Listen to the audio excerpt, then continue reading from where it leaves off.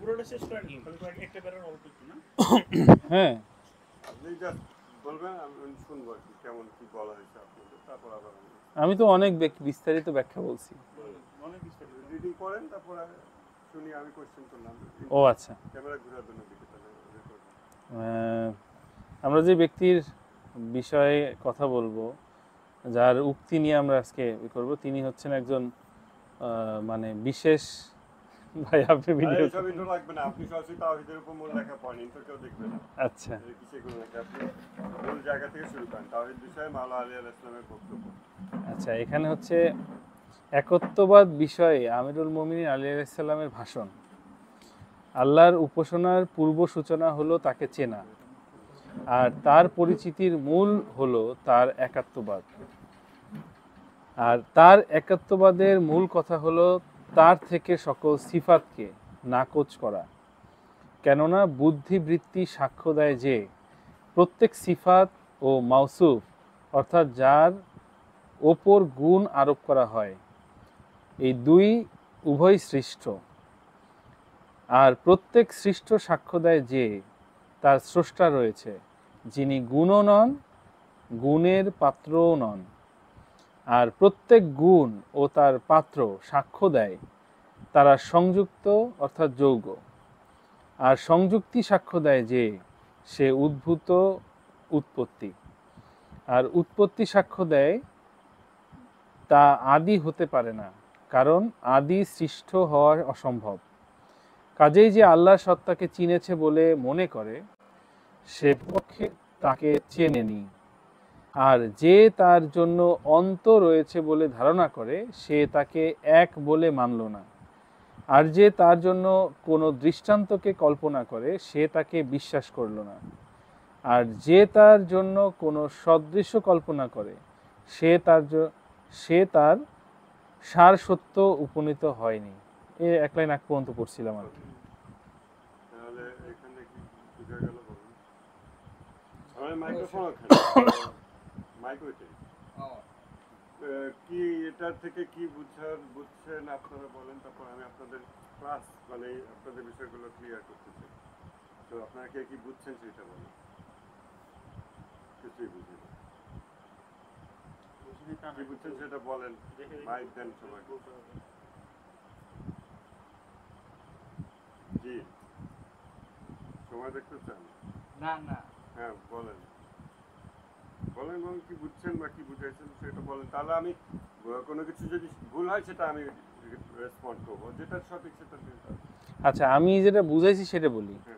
সেটা হলো, আমি যেটা বুঝাইছি যে যেহেতু এটা এমন একজন ব্যক্তির যিনি হচ্ছেন জ্ঞানের মানে শহরের দরজা, এবং তার কথার একটা আলাদা ভ্যালু আছে। আমরা যে ধরনের জ্ঞান বা চর্চা করি সেই ধরনের না। অতএব এটার ওই ধরনের প্রস্তুতি নিয়ে কথাগুলা শোনার। সেটা হলো, প্রথম হচ্ছে তিনি বলছেন মাওলানা আলী আলাইহিস সালাম যে আল্লাহর উপাসনার সর্বসূচনা হলো তাকে চেনা। আল্লাহর উপাসনা সর্বসূচনা মানে হলো মানে উপাসনা বা ইবাদত যেটাকে বলি, ইবাদত করার ক্ষেত্রে সর্বসূচনা মানে অনেকগুলো থাকতে পারে, তার সবচেয়ে প্রথম হচ্ছে সূচনা আর কি, মানে স্টার্টিং পয়েন্ট আর কি। এবার শুরুর পয়েন্টটা হচ্ছে তাকে চেনা। ইবাদত করার আগে তাকে চিনতে হবে, তাকে তার মারিফাতটা বুঝতে হবে। আর তার পরিচিতি বা চেনার জন্য যেই মাধ্যমগুলো আছে, তার মূল হচ্ছে তার একত্ববাদ। তাকে যদি কেউ চিনতে চায়, তাকে প্রথমত হচ্ছে একত্ববাদ বুঝতে হবে তার, তাহলে তাকে চেনার একটা সুযোগ আছে।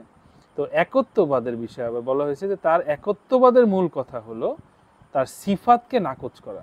মানে তার উপরে আমরা যেসব সিফাতকে আরোপ করি, যে তার দয়া আছে, তিনি রিজিকদাতা, তিনি সৃষ্টিকর্তা, হ্যান ত্যান, যতগুলো সিফাত আমরা বলি, এগুলোকে তার থেকে বিচ্ছিন্ন করতে হবে আগে। এগুলোতে যদি তার থেকে বিচ্ছিন্ন করা হয়, তাহলে তাকে চেনার সুযোগ আছে। মানে তার প্রাসঙ্গিক কোশ্চেন কেউ আপনাকে করেনি যে তাহলে এটা নাকচ করব কেন? হ্যাঁ, এটা পরের ইয়াটা আসতেছে। তো মানে একটার পর একটা তো এটা আছে, লিঙ্ক আছে, যে একত্ববাদের মূল কথা হচ্ছে সিফাতকে নাকচ করা, মানে তার সিফাতগুলোকে নাকচ করা। এখন সিফাত কেন নাকচ করা হবে সেটা প্রশ্ন করছে। প্রশ্ন করার বিষয়টা হলো যে সিফাতগুলো হলো এমন উত্তর দেয়নি। হ্যাঁ আছে, উত্তরটা হচ্ছে যে কেন না, সিফাত কেন নাকচ করা হবে, এটা পরবর্তীতে বলছে যে কেননা বুদ্ধিবৃত্তি সাক্ষ্য দেয় যে, মানে যে কোনো বুদ্ধি, মানুষের বুদ্ধিবৃত্তি সেটাকে এটাকে বলে, সাক্ষ্য দেয় যে প্রত্যেক সিফাত ও মাউসুফ, মানে সিফাত হচ্ছে একটা গুণ যেটা তার সাথে মানে সংযুক্ত গুণ, আর হচ্ছে মাউসুফ হচ্ছে যেটা আরোপ করা হয়, মানে বাইরে থেকে কেউ আরোপ করতেছে। যেমন আমি সাকিবকে বললাম যে সাকিব তুমি অনেক ভালো ছেলে, হ্যাঁ, একটা হচ্ছে সাকিব অনেক লম্বা, এটা কিন্তু তার গুণ, বা তিনি ফর্সা, এটা তার গুণ, সিফাত। আর আমি যেটা দিচ্ছি যে সাকিব কিন্তু অনেক ভদ্র, এটা আমি তার উপরে আরোপ করতেছি, সে ভদ্র হইতেও পারে না হইতে পারে, কারণ অন্য কেউ তার অভদ্র বলতে পারে। তার মানে এটা হচ্ছে তার মাউসুফ, যে তার উপরে আরোপ করা, গুণ আরোপ করা। আর সিফাত হচ্ছে যেটা তার ভিতরে অলরেডি আছে। তো সিফাত এবং মাউসুফ দুইটা, প্রত্যেক সিফাত এবং মাউসুফ হচ্ছে সৃষ্ট, এটা মানে ইয়া না, এটা হচ্ছে সৃষ্ট, মানে আমি হয় বলছি সিফাতের ব্যাপার, না হলে অন্য কেউ বলতেছে, তাহলে সিফাত ও মাউসুফ। বুঝতে পারছেন কি বুঝছেন বলুন তো? এইখানে বুঝতে পারিনি। মাউসুফের বিষয়টা ওকে, আগে যেতে পারবেন না? ওই 5 মিনিট আছে।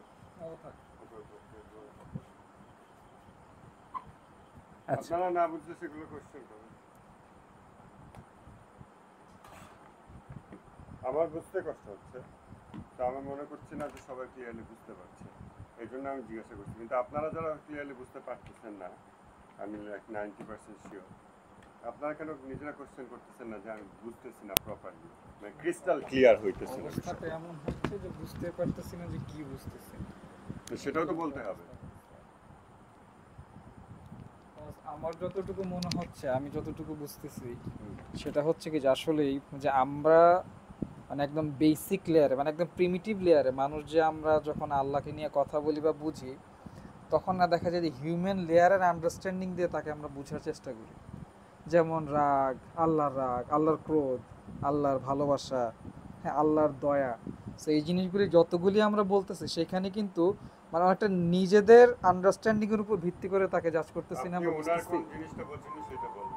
হ্যাঁ, ওনার কোন কথাটা আপনি বোঝেননি সেটা না, বলেন। উনি এতক্ষণ যেটা বললো সিফাত এবং মৌসুফ, ওইটা থেকে আমার যে না, মানে আপনার আন্ডারস্ট্যান্ডিং thought না, আছে। আপনি যেটা বোঝেন নাই সেটা জিজ্ঞাসা করেন, কোন কথাটা বোঝা যায় না সেটা বলেন। এখন ওইটা শোনার পর আমার একটা বুঝ না, আসছে। সেটা বুঝ আসে না, আপনি কোনটা বোঝেন নাই সেটা বলেন। কোনটা বুঝি না, ওই যে কোন জায়গায় কোয়েশ্চেন জেনারেট হয়েছে সেটা বলেন।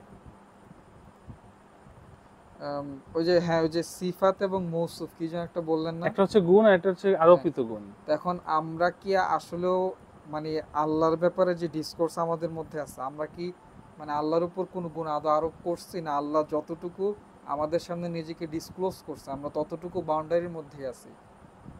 আমরা কি নিজে থেকে আল্লাহর উপর কিছু আরোপ করি বা করেছি এখন পর্যন্ত? আচ্ছা, এখানে কিন্তু আরোপের কথা আসে না, এখানে আসছে কি, এখানে বলা হয়েছে যে সিফাতগুলোকে নাকচ করা, মানে সিফাতগুলোকে মানে আমাদের যখন আমরা মানে আল্লাহর মারিফাত অর্জন করতে যাবো, একত্ববোধ নিয়ে, তখন হচ্ছে সিফাতগুলোকে বাইরে রাখতে হবে, আলোচনার বাইরে।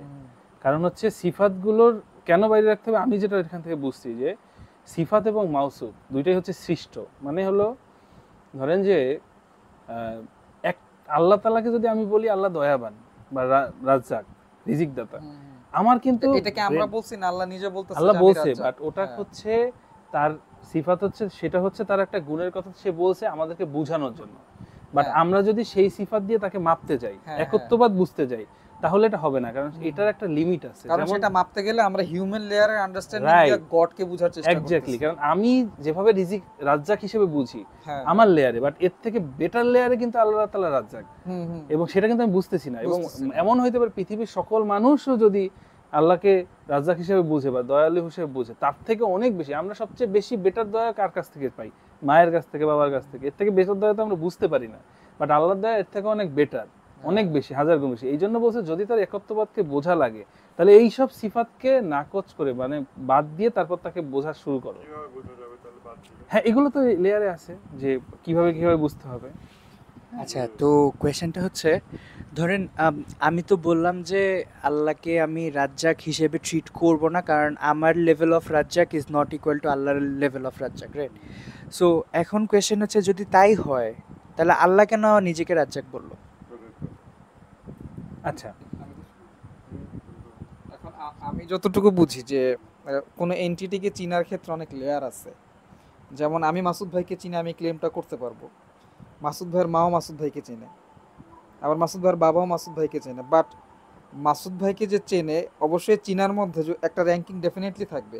দেয়ার উইল বি সামওয়ান, যেমন তারিক মজিদে ভাইয়ের কথা যদি বলে, আমার ধারণা তারিক মজিদে ভাই হয়তো মাসুদ ভাইকে বেস্ট লেয়ারে চিনে, পসিবল, এটা পসিবল। আবার আমি হয়তো তাকে চেনার যদি 10টা লেয়ার থাকে, আমি তাকে 2টা লেয়ারে চিনি, বাট আমি চিনি। এখন মানে আল্লাহ যখন কোরআনটা নাজিল করছে, এটা অনেক ডাইনামিক একটা জিনিস। সো প্রত্যেকটা লেয়ারের মানুষই যাতে আল্লাহর সাথে কানেক্টেড ফিল করতে পারে, but connection can be improved. যেমন আমরা পারফেকশনিজমের কথা বলি, সো আমার যত স্পিরিচুয়াল পারফেকশনিজম তৈরি হবে, তত আমি আল্লাহকে আরও বেটার ওয়েতে চিনতে পারবো। তো এটা আমার আন্ডারস্ট্যান্ডিং। আচ্ছা, কিন্তু ওর প্রশ্নের এক্স্যাক্টলি আরেকটা বলি আমি আমি তোমাকে বলি, সেটা হলো যে সাকিব যেটা বলছো যে আল্লাহ তাআলা কেন বলছে, আল্লাহ কেন বলছে, ধরো আমি তোমাকে বলি একটা পেঁপে গাছ, আমরা এটাকে পেঁপে গাছ হিসেবে চিনি, বাট এই পেঁপে গাছের আরো অনেক ফিচার আছে। হ্যাঁ, এই পেঁপে গাছের পাতা দিয়ে হয়তো কোনো ওষুধ হয়, আমরা কিন্তু সেই ওষুধের নাম ধরে তাকে ডাকি না। আমরা কিন্তু তার গাছের ছাল দিয়ে অনেক কিছু হইতে পারে, আমরা কিন্তু সেটা ডাকি না। কেন ডাকি না? কারণ ওটাকে আমাদেরকে চিনানো হয়েছে পেঁপে গাছ দিয়ে, যাতে এই গাছটার প্রধান যে বৈশিষ্ট্য বা প্রধান যে জিনিসগুলো, সেগুলো আমরা যাতে তাকে বুঝতে পারি। বাট এই পেঁপে গাছের আরো অনেক গুণ থাকতে পারে যেটা আমরা জানি না। এটা জাস্ট একটা এক্সাম্পল। যদি একজন হেকিম হয়, তাহলে সে এটাকে দেখবে একটা ওষুধি গাছ হ্যাঁ, হিসেবে। আমরা দেখতেছি পেঁপে গাছ নাম হিসেবে। কিন্তু তার পেঁপে গাছই বলবে, ওই হেকিমও কিন্তু এসব বলবে না যে ওষুধি অমুক বাট ওষুধের তার গাছ। ওই গাছের আন্ডারস্ট্যান্ডিংটা কিন্তু ডিফারেন্ট। আমরা পারছেন? খুবই বেসিক লেয়ারে, সে এখন অ্যাডভান্স আল্লাহ লেয়ারে আছে, তাআলা কারণ সেই জ্ঞানটা আমাদেরকে- অর্জন করছে সে। আমাদেরকে আল্লাহ তাআলা যখন যেই সিফাতে চিনাইছে, ওইটার ওই ডাইমেনশন আছে। দেখেন, যখন আল্লাহ বলছে যে আল্লাহু মানে আদৌ মুবিন, হ্যাঁ, তখন বলছে কি যে আল্লাহ তাআলা আদেল বিষয়টা। হ্যাঁ, আবার ওই সময় কিন্তু দয়ালুর কথা বলে নাই, কারণ ওই সেক্টরটা হচ্ছে আল্লাহর আদেল, মানে ওই যে কথাটা বলতেছে এটা হচ্ছে আদুল মুবিনের রিলেটেড। এখন ওই রিলেটেড বিষয়টা বুঝাইতে চাই, আল্লাহ তাআলা যে দেখছে যে মানুষের যাকে বলতেছি তার এই সময়ে যদি আমি আদৌ মুবিন বলি বা আদেলের কথা বলি, তাহলে মানুষ এটাকে বেটার রিয়েলাইজ করতে পারবে। বাট ওইখানে কিন্তু আরো 10টা ডাইমেনশন আছে। আপনি যদি এটাকে মুস্তাহিদদের কাছে নিয়ে যান বা যারা কোরআনের ভালো বিষয়, তারা কিন্তু এখান থেকে এই আয়াত থেকে আরো অনেক কিছু বের করবে। তাহলে মাওলানা আলী আলাইহিস সালাম কেন সিফাত নাকচ করতে বলতেছেন? আল্লাহ যেখানে সিফাত মেনশন করতেছেন নিজেই। এটাই তো বললাম যে ওইটা মেনশন করতেছেন, আল্লাহ মেনশন করতেছেন হচ্ছে মানে পার্টিকুলার কিছু সাবজেক্টের সময়। তিনি কিন্তু বলতেছেন, হ্যাঁ, তিনি তো বলতেছে আল্লাহ সত্তাকে চেনার জন্য। যখন চিনবো আমি একজনকে, যেমন এই যে পেঁপে গাছের কথা বললাম, পেঁপে গাছকে, আল্লাহ এই বিষয়ে কিছু বলছে কি? সেটা তো এখানে নাই, আমি তো ওই বিষয়ে জানি না। আচ্ছা, এখন কোয়েশ্চেন আরেকটা হচ্ছে যে লেটস সে আল্লাহ বলছে রাজ্জাক, এখন আমার আন্ডারস্ট্যান্ডিং অফ রাজ্জাক একটা, হয়তোবা উনার আন্ডারস্ট্যান্ডিং একটা, মাসুদ ভাইয়ের আন্ডারস্ট্যান্ডিং একটা, হুম। পার্সেন্ট টু পার্সেন্ট ভ্যারি করে। হুম। এখন আল্লাহর আন্ডারস্ট্যান্ডিং একটা, হয়তোবা আল্লাহ অন্য কিছু বুঝাইছে। হুম। আচ্ছা, যদি আল্লাহ, হয়তোবা আল্লাহ নিজে আরেকটা। হুম। আচ্ছা, এখন তাইলে যদি এখানে আমার, আমি একটু সংশোধনী দিই, আরেকটা না, বিষয় হচ্ছে যে একটা বড় আধার, হ্যাঁ, তার ভিতরে একটা পার্ট আমরা দেখতেছি, হয়তোবা ওই যে হাতির মতো, অন্ধের হাতির দেখা, আমরা যেটুকু দেখতেছি ততটুকু আমরা বুঝতেছি, বাট আল্লাহ কিন্তু ওইটা বাদে না, ওইটা সহই সে অনেক বড়। যদি আমরা ওইটা দিয়েই ধরেন আমি রাজ্জাক হিসেবে আল্লাহকে ট্রিট করতে যাই, তাহলে যেটা হবে যে আমরা আল্লাহকে একটা লিমিটেশন করে ফেলতেছি। যে আমি যতটুকু রাজ্জাক হিসেবে বুঝতেছি, রাজ্জাকের লেভেল যতটুকু, ধরেন আমি খাওয়া দাওয়া বা আমার আরাম আয়েশ, আমার বড় রাজ্জাকের যেটা রিজিকের যে লেভেল, ওই লেভেল বন্ধু। বাট আল্লাহ তাআলা কিন্তু বিল গেটসকে মানে আরো বড় বড় লোককেও ইয়া দিতেছে, তার লেভেল কিন্তু আমি বুঝতেছি না, তাকে কোন লেভেলে রিজিক দিতেছে। আবার তাকে কিন্তু ওই অন্য অনেকজনকে অনেক বেশি সন্তান দিতেছে, প্রভাব প্রতিনিধি, এটাও রিজিক। বাট আমরা কিন্তু ওইটা বুঝতেছি না, কারণ আমাদের লেভেলটা কম। কারণ আল্লাহকে যদি আমার গণ্ডিতে আমি রাজ্জাক হিসেবে ধরি, তাহলে তাকে আমি চিনতে পারবো না। তাকে চিনতে হইলে এই সকল সিফাত বাদ দিয়ে, যেমন একটা গাছের সব গুণাগুণ, ওই নাম ফল সব বাদ দিয়া তার টোটাল কি আছে, সে আসলে গাছটা কি, তার এই জিনিসগুলো বুঝতে হয়, এইরকম করে চেনা লাগবে। এখন আচ্ছা, বলেন। এখন কাহিনী হচ্ছে যে যদি আমাকে আমার গণ্ডির মধ্যে থেকে আমি যদি ওটা নাই বুঝতে পারি, তাহলে কেন আল্লাহ আমার জন্য সেটা নিজে বলে দিল যে সে রাজ্জাক?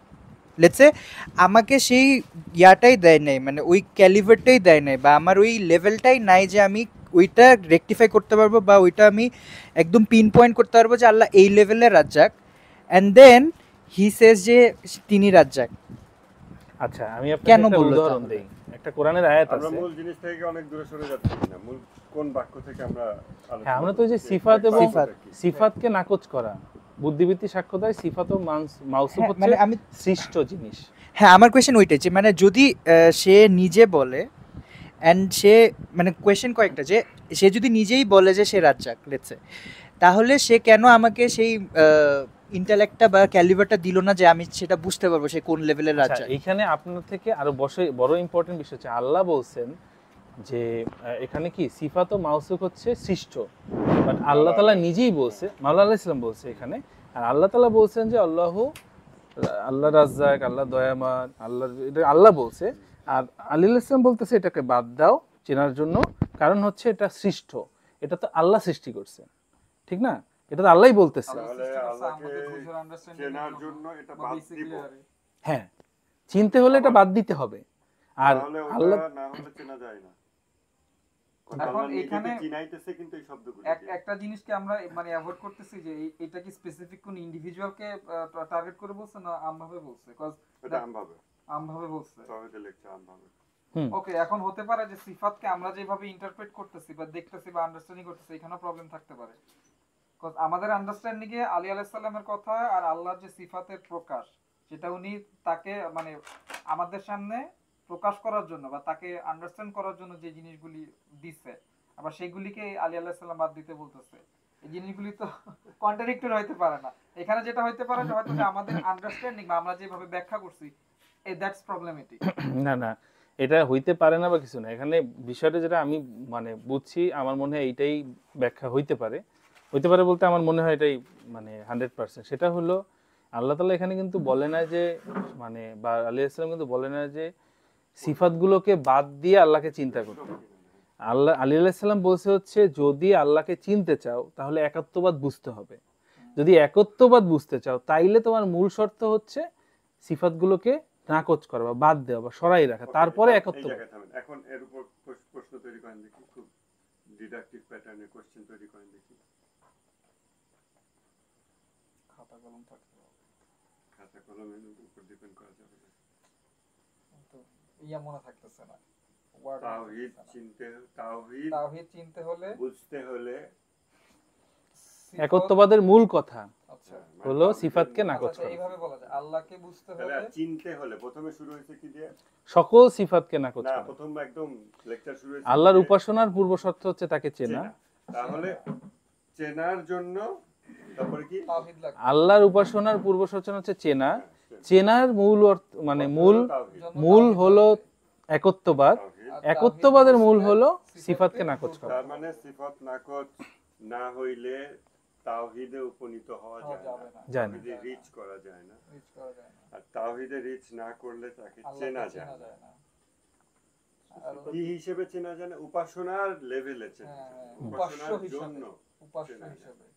আচ্ছা, রাব। তাহলে যে ব্যক্তি সিফত নাকচ করেনি, আল্লাহকে সিফত বিহীন ভাবে, সিফত নাকচ করে, বিহীন না, সিফত নাকচ করে আল্লাহকে যে ব্যক্তি চেনে নাই, সেই ব্যক্তি যখন উপাসনা করে তখন সে আল্লাহকে না চিনে উপাসনা করে। উপাসনার জন্য যেভাবে চিনতে হয় ওইভাবে না চিনেই উপাসনা করে, হ্যাঁ, কিন্তু সে উপাসনা করে। সেটাই তো এখান তাহলে থেকে বলছি। এই জায়গাটা থেকে আমাদের যেহেতু আলোচনাটা শুরু হয়েছে ওই জায়গা থেকে, তাহলে আমাদের ক্যামেরা দিক দিয়ে করেন। তো অতএব আমাদের এটা শুরুটা করতে হবে ওই জায়গা থেকে। হ্যাঁ, বইটা দেন এই জায়গা থেকে, কারণ আমি এটা যদি ছেড়ে রাখি তাহলে এটা আরো ছড়ায় যাবে আর কি। হ্যাঁ, এটা ঠিক জায়গায় রাখা হয়েছে। ওকে, তো এখানে এই লেকচারের শুরুটা কোথা থেকে হয়েছে? মাওলানা ইসলামের লেকচারটা সেটা হচ্ছে ইবাদতের প্রারম্ভ হইল পরিচিতি, তাকে চেনা মানে পরিচিতি। এটা হচ্ছে ইবাদতের প্রারম্ভ, সূচনা। এখান থেকে মাওলানা ইসলাম কেন শুরু করছে? এটা মানে সুপ্রিম ফিলোসফিক্যাল ডিসকাশন, এর থেকে হায়ার লেভেলে কোনো ফিলোসফিক্যাল ডিসকাশন পসিবল না মানে তাওহীদ প্রসঙ্গে। এখন এইখানে মাওলানা ইসলাম ইন্ট্রোডিউস করছেন ইবাদত দিয়ে, কারণ ইবাদত জিনিসটা সবার উপরে ওয়াজিব করা হয়েছে, ম্যান্ডেটরি করা হয়েছে। এই একটা জায়গা যেখানে এসে মানুষ আল্লাহকে ফর্মালি আল্লাহর সাথে কথা বলে বা আল্লাহর সামনে দাঁড়ায়, এইটা যেহেতু সবার সাথে কমন, সবাই যেহেতু আল্লাহর কাছে এইখানে আসে, অতএব তিনি ইবাদতের প্রসঙ্গ দিয়ে শুরু করছেন। আর অনেক প্রসঙ্গ দিয়ে শুরু করা যেত, যেমন মারেফাত অর্জন, এই কথা দিয়েও শুরু করা যেত, বাট তিনি শুরু করছেন ইবাদত দিয়ে, যে তোমরা যেহেতু ইবাদত করো, ইবাদতটা যদি সহি করতে চাও তাহলে যা যা লাগবে ডিপেন্ডেন্সি লিস্ট। ইবাদত করো, ইবাদত যদি সহি হইতে চায় তাহলে তাকে চেনো, তাকে যদি চিনতে চাও তাহলে তাওহীদ বোঝো, তাওহীদ যদি বুঝতে চাও তাহলে এটা করো, তার জন্য এটা করো, এটা করো, এভাবে এভাবে। প্রথম লেভেলটা অনেক হাই। তাহলে উনি শুরুটা করছেন এমন একটা কমন জিনিস দিয়ে যেটা সবার সাথে আছে, সেটা কি সবাই ইবাদত করে আল্লাহর, এবং সেই জায়গা থেকেই তিনি শুরু করছেন। ঠিক আছে, তারপর তিনি বলছেন পরিচিতির মূল হলো তার তাওহীদ। তাহলে প্রথমেই সবাইকে এক প্ল্যাটফর্মে নিয়ে আসা, যে আমরা সবাই ইবাদত করি, আর ইবাদতের কেন্দ্র হইল বা মূল বিষয় হইল, রুট হইল তাওহীদ। তাওহীদ মানে একত্ববাদ। এখন এরপরে বলা হয়েছে তার একত্ববাদের মূল কথা হলো তার থেকে সকল সিফতকে নাকচ করা। এই বাক্যটা নিয়ে সবচেয়ে বেশি ভেজাল বাঁধছে, সিফতকে নাকচ করা। তো আল্লাহর গুণাবলীকে যদি আমি নাকচ করার মাধ্যমে তাওহীদ বুঝতে চাই, তাহলে আমার গুণাবলীদের চেনার দরকারটা কি? এবং আল্লাহ যে বারবার নিজের গুণের মাধ্যমে নিজেকে প্রকাশ করছে, দয়ালু, বিচারক, ক্ষমাশীল, কঠোর শাস্তিদাতা, এরকম এরকম অসংখ্য গুণাবলী। অনেকে বলে 99টা নাম গুণবাচক নাম, আবার আমরা দোয়া জাওসান কাবিরে দেখি 1001টা গুণবাচক নাম আল্লাহর। সেটা 1000 হোক, 99 হোক, 1001 হোক, 99 হোক, বা আরো বেশি হোক, এখন কোয়ান্টিফায়াবল হয় আমাদের কাছে, আমরা আমাদের বোঝার জন্য। তাহলে এইখানে একটা জিনিস বোঝা যাচ্ছে যে যখন আমরা আল্লাহ পরিচিতি লাভ করি, সাধারণ মানুষজন তারা পরিচিতি লাভ করে তাদের নিডের বেসিসে, যার যে বিষয়টা দরকার আল্লাহর সাথে, ও আল্লাহর কাছ থেকে সেই বিষয়টা সে নেয়, গ্রহণ করে, ওই সাপেক্ষে তার আল্লাহর সাথে ইন্টারাকশন হয়। সো কারো আল্লাহর কাছ থেকে কিছু পাওয়া দরকার, সে তখন দানশীল হিসেবে দেখে। এই গুণের ভিত্তিতে, এই বিষয়কে কেন্দ্র করে আল্লাহর সাথে তার একটা পরিচয় ঘটে, পরিচিতি ঘটে, দেন আরেকটা গুণের ভিত্তিতে আরেকটা পরিচিতি ঘটে, এবং এভাবে আমাদের মানব জীবনে এভাবে আল্লাহর বিভিন্ন গুণের পরিচয় লাভ হতেই থাকে মৃত্যু পর্যন্ত, যেটা কোনো শেষ নেই, এটা মৃত্যু পর্যন্তই হতে থাকবে। তাহলে কি এরকম যে আমি গুণ বা গুণের ভিত্তিতে আল্লাহর পরিচয় লাভ করে করে সবগুলো কমপ্লিট করার পর দেন গুণকে নাকচ করে তাওহীদ বুঝবো? ওটা আরেকটা লেভেল। এর আগে পর্যন্ত প্রাইমারি লেভেল, তারপরটা হচ্ছে উপরের লেভেল, কিন্তু এটা তো শেষ করা যাবে না। তাহলে এই তাওহীদের যেই বিষয়টা মাওলানা আলী আলাইহিস সালাম বলছেন যে সিফতকে নাকচ করা, সিফতকে নাকচ করে তাওহীদ বোঝা, এইটা হবে প্যারালাল। অর্থাৎ আমাদের জীবনে আমরা আল্লাহ তাআলাকে চিনবো, জানবো। ওই মাইকটা মিউট করে দেন, নাহলে ওই মিউট দিয়ে, হ্যাঁ ভিতরে দিয়ে দেন, অফ করে দেন। তাহলে আমরা আমাদের জীবনে আল্লাহকে যে সিফত ভিত্তিক পরিচিতি, আল্লাহর সিফত ভিত্তিক পরিচিতি, এই ব্যাপারটা যে আমাদের ঘটে, এইটা প্রথম কথা, এটা হারাম না, এটা নিষিদ্ধ না, এবং এটা খোদ আল্লাহ তাআলা এটা কোরআনে ইন্ট্রোডিউস করছেন। এবং কোরআন যেহেতু আমাদের আজীবন পড়ার জিনিস, এবং আল্লাহর গুণ যেহেতু আমরা কাউন্টেবল করতে পারি না, 10টা 20টা 30টা এটা শেষ করা যায় না, অতএব প্রথমে এটা আমাদের এস্টাবলিশ হইতে হবে যে আল্লাহর সিফত ভিত্তিক পরিচিতি, অর্থাৎ গুণাবলী ভিত্তিতে যে পরিচয় লাভ করা, এইটা কখনো শেষ হবে না। তাহলে যেই সকল মানুষ কখনো আল্লাহর গুণাবলী ভিত্তিক পরিচিতি শেষ করতে পারবে না, সেই মানুষদেরকে যখন মাওলানা আলী আলাইহিস সালাম শিক্ষা দিচ্ছেন যে আল্লাহর সিফতকে নাকচ করো, তখন বিষয়টা এরকম না যে আল্লাহর গুণাবলী ভিত্তিক পরিচিতি লাভ শেষ হবে তোমার যখন বয়স হবে 40, তারপর গুণাবলীকে নাকচ করে তুমি তাওহীদ বুঝবা, এরকম না। এটা সিকোয়েন্সিয়াল না, এটা প্যারালেল। আল্লাহর গুণভিত্তিক পরিচিতি আপনার জীবনের শেষ দিন পর্যন্ত লাভ হতে থাকবে, কিন্তু আপনি আল্লাহর তাওহীদ যখন বুঝতে যাবেন তখন আপনি সিফতকে নাকচ করবেন। এইটা হলো মাওলানা আলাইহিস সালাম বলতেছেন।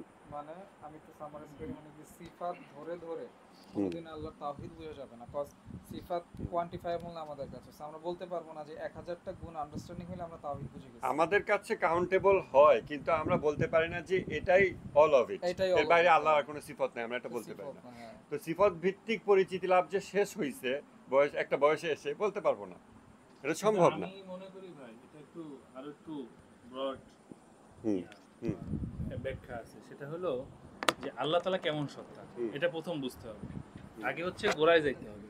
আল্লাহর পরিচিতিটা, এটা একটা ওয়ে দেখাইছেন যে একত্ববাদ বোঝার ক্ষেত্রে, বাট আল্লাহর পরিচিতি না। আল্লাহর পরিচিতি নিয়ে যদি আলোচনা হইতো, না লাগবে না, সাউন্ড যায় দূর থেকেই, আমারটা ম্যাটার। পরিচিতি যখন বোঝা লাগবে তখন হচ্ছে এইটা সবচেয়ে ইম্পর্টেন্ট, যে আল্লাহর পরিচিতি কীভাবে বোঝা, আল্লাহ কে। আল্লাহর পরিচিতি যখন বুঝতে যাব তখন আমাদের প্রথম কথা হচ্ছে তার আদি অন্ত। আমরা যেভাবে প্রত্যেকটা জিনিসকে আমরা পৃথিবীতে দেখি, ওইটা তো তার একটা আদি বিনাশ অন্তের কথা আছে। মাওলানা আলাইহিস সালাম পরে আনছেন না, সেটা হচ্ছে ওই একত্ববাদের মানে প্রসঙ্গে আছে। প্রসঙ্গে, বাট আমি বলছি যে পরিচিতি প্রসঙ্গে। আল্লাহর পরিচিতি যখন বোঝা যাবে তখন এই বিষয়গুলো সব ক্লিয়ার হয়ে যাবে। আল্লাহর পরিচিতিটা যখন ক্লিয়ার হবে একটা মানুষের ক্ষেত্রে, আল্লাহর পরিচিতির ক্ষেত্রে প্রথম কথা হচ্ছে আল্লাহর মানে সূরা ইখলাসে যেটা বলছে যে মানে কুল হুয়াল্লাহু আহাদ, আল্লাহ এক, তার একত্ববাদটা বুঝতে হবে। আল্লাহু সামাদ, সে কারো মুখাপেক্ষী না। মানে বিষয় হচ্ছে যে সে যে এক হইতে পারে, অমুখাপেক্ষী হইতে পারে, এবং তিনি কাউকে জন্ম দেন না, তিনি কাউকে জন্ম নেন নাই, এবং তার কোনো বিনাশ নাই। এই বিষয়গুলো কেন বলা হয়েছে? কারণ পৃথিবীতে আমরা এই কয়েকটা বিষয়ের মধ্যে আবদ্ধ থাকি। এর বাইরেও তো আল্লাহর পরিচিতি অনেক জায়গায় দেওয়া হয়েছে। আছে, বাট আমি যেটা বলতে চাচ্ছি যে এটা কেন বলা হয়েছে, কারণ হচ্ছে পৃথিবীতে আমরা এটা দেখি। যে কোনো জিনিসের, গুণাবলীগুলোও তো আমরা দেখি। না আমি বুঝতে পারি নাই। আমার কথা হলো যে পৃথিবীতে আমরা যে কোনো জিনিসের বিনাশ দেখি। যখন আমরা একটা জিনিসের বিনাশ দেখতে দেখতে অভ্যস্ত হই, গুণাবলী তো বিনাশ নাই। পরিচিতির কথা বলছি, গুণাবলী না। যে আল্লাহর পরিচয় হচ্ছে আমরা যখন বিনাশ দেখি তখন আমাদের মধ্যে সেটেল হয়ে যায় সব কিছুই একসময় বিনাশ হয়ে যাবে। কিন্তু আল্লাহ তাকে বুঝতে হবে যে তিনি কখনো সৃষ্টিও হন নাই, তিনি কখনো শেষও হবেন না। এবং সেটা তো সূরা ইখলাসের ব্যাখ্যা, বাট মাওলানা আলাইহিস আমি সালাম ওখান এই থেকে কথার সাথে এটা কানেকশন করে। এটা আসতেছি একটু, কারণ এটা তো আল্লাহর, আমি যেটা বলতেছি যে এটা একটু সময় সাপেক্ষ, যে এটা যদি বুঝতে পারি তাহলে এই জিনিসটা একটু ক্লিয়ার হবে। সেটা হলো যে আল্লাহর প্রথম বিষয় হচ্ছে যে মানে আল্লাহ তাআলা যেহেতু আদি এবং বিনাশ নাই। এইটা আপনি যে বলতেছেন ওটা তো যুক্তি দিয়ে এস্টাবলিশ করতে হবে। ওটা তো আপনি যেহেতু দিয়ে বলতেছেন, মাওলানা আলাইহিস সালাম এভাবে বলেন। আমরা জানি ওখানে না, এটা তো মাওলানা আলীর এই বাক্য থেকে আমাদের আসতে হবে। এভাবে বললে হবে না যে যেহেতু এটা, কারণ মাওলানা আলাইহিস সালাম ওই যেহেতুগুলো এস্টাবলিশ করছেন, যেটাকে আমরা অ্যাজিউম করে নেই, অ্যাজাম্পশন, যে যেহেতু আল্লাহর আদি অন্ত নয়, তিনি ওই জিনিসটা এস্টাবলিশ করছেন। অতএব এই লেকচারটা হচ্ছে ওইটা, যে আল্লাহর গুণ বা আল্লাহর পরিচয়কে তিনি যুক্তি দিয়ে এস্টাবলিশ করে হিউম্যান লজিকের সাথে কানেক্ট করে দিচ্ছেন। Totally from the ground up deductive অ্যাপ্রোচে লজিক বিল্ড করা হয়েছে, কিন্তু কনক্লুশন থেকে ব্যাকওয়ার্ড গেছে। এই জন্য আমরা ওইখান দিয়ে শুরু করতে পারবো না যে যেহেতু আল্লাহর আদি অন্ত নাই। বলেন, প্রমাণ করেন আল্লাহর আদি নাই কেন, অন্ত নাই কেন। সেটা মাওলানা আলাইহিস সালাম বাক্যে প্রমাণ করছেন, ওইভাবে আমাদের বলতে হবে। এটা টোটালি একটা ডিডাকটিভ প্যাটার্ন। কিভাবে আসতেছে একটা ডিপেন্ডেন্সি আরেকটা, সেটা ডিপেন্ডেন্সি আরেকটা, এইভাবে করতে করতে করে চলে যাইতেছে। এই জন্য আবার আমি আপনার চিন্তাকে আবার গুছায় এনে দিই এবং সবার চিন্তাকে আবার গুছায় এনে দিই যে উপাসনার সর্বসূচনা হলো তাকে চেনা। এই কথা কেন শুরু করা হয়েছে? কেননা উপাসনা বা ইবাদত জিনিসটা সবার মধ্যে কমন, অতএব তার সাথে রিলেটেবল করা হচ্ছে এখানে। তারপর বলা হচ্ছে যে তার এটা হলো পরিচয় লাভ করা, আর তার পরিচিতির রুট হলো তাওহীদ। এটা রুট, মূল। কিন্তু আমরা তাওহীদ ছাড়াও তো আল্লাহর পরিচয় লাভ করতে পারি। দাতা, উদ্ধারকর্তা, শাস্তিদাতা, ক্ষমাশীল, অনেকভাবে তো আল্লাহর পরিচয় লাভ করতে পারি এবং করি প্রতিনিয়ত। কিন্তু ওইগুলো রুট না, ওইগুলো কেন্দ্র না, ওটা শাখা প্রশাখা। শাখা প্রশাখা বলা যেতে পারে, বাট এই বলাটাও প্রবলেম্যাটিক, কিন্তু বলা যেতে পারে, ওটা মূল না। তিনি বলতেছেন মূলটা হলো তাওহীদ। তো এই তাওহীদ না বোঝা লোকও ইবাদত করে, এবং তার ইবাদতও আল্লাহর কাছে অ্যাকসেপ্টেবল হইতে পারে, সে যদিও আল্লাহকে না চেনে। যদিও সে আল্লাহকে তাওহীদের ভিত্তিতে চেনে না, আল্লাহকে সে সিফতের ভিত্তিতে চেনে। এবং সিফতের ভিত্তিতে পরিচয়টা সবসময় লিমিটিং একটা জিনিস। যেমন একটা ছোট বাচ্চা তার মাকে চেনে কিভাবে? একটা বাচ্চা সে তার মাকে চেনে হচ্ছে যে আমাকে খাবার দেয়, আরেকটু বড় হলে চেনে যে আমাকে শাসন করে, আরেকটু বড় হলে আরেকটা যে আমার রোগ হলে চিকিৎসা করে। এইভাবে তার কিন্তু পরিচয় লাভ মানে ঘটতেইছে কন্টিনিউয়াস তার প্রয়োজনের ভিত্তিতে। কিন্তু হিউম্যান বিইং এর ফিলোসফিক্যাল ডেফিনিশন এবং তার মধ্যে ফিমেল এর ডেফিনিশন, এইটা কিন্তু একটা টোটালি ডিফারেন্ট অ্যাপ্রোচ। ওই অ্যাপ্রোচ সে প্যারালাল অর্জন করতেই পারে। এটা বুঝলাম না। হিউম্যান বিইং তার যে ফিলোসফিক্যাল ডেফিনিশন, ইনসান মানে কি, এইটার যে ডেফিনিশন, এই ডেফিনিশন বোঝারও আগে থেকে একটা বাচ্চা একটা ইনসানের সাথে পরিচিত হয়। সে প্রথম ইনসানকে চেনে কিভাবে? মাতৃ দুগ্ধ পান করার সময় সে ইভেন একটা বাচ্চা মা যে 5 ফিট লম্বা 6 ফিট লম্বা এটাও সে চেনে না। সে দেখে সে এটা স্তনের বাইরে আর কিছু সে চেনে না। একদিনের বাচ্চা 2 দিনের বাচ্চা, তার শুধু এইটুকুই পরিচিতি লাভ, ওটুকুই সে চেনে, তার খাদ্যের সোর্স, আর কিছু সে চেনে না, জানে না। এরপরে সে আরেকটু পরিচয় লাভ করে, আরেকটু পরিচয় লাভ করে, এরপরে সে জানে যে মায়েরও দুঃখ কষ্ট হয়, হাসি কান্না হয়, মা অনেক কষ্ট করে, এগুলো অনেক কিছু সে ধীরে ধীরে চিনতে থাকে। কিন্তু তাতেও হিউম্যান বিইং এর কমপ্লিট ডেফিনিশন হয় না। ওটা হলো একটা লার্জ ডোমেইনের ছোট ছোট এলিমেন্টস, ছোট ছোট এলিমেন্টস। বাট এটা কি total universal set? Human being total universal set. Math করছেন, টোটাল ইউনিভার্সাল সেটের যে অল এলিমেন্টস কি ডিফাইন করা হয়েছে? না। খাবার দেয়, শাস্তি দেয়, মা যত্ন নেয়, এগুলো হলো কিছু কিছু সাবসেট, বাট ইউনিভার্সাল সেট যারা ম্যাথ করছেন তো সেট, ইউনিভার্সাল সেটের সব এলিমেন্ট কি ডিফাইন করা হয়েছে এর মাধ্যমে? না, অনেক সাবসেট আপনি ডিফাইন করতেছেন। এগুলো হইতেছে সিফত, গুণাবলী। এই গুণাবলীর ভিত্তিতে আল্লাহ পরিচিতি, এটা কমপ্লিটলি ফাইন।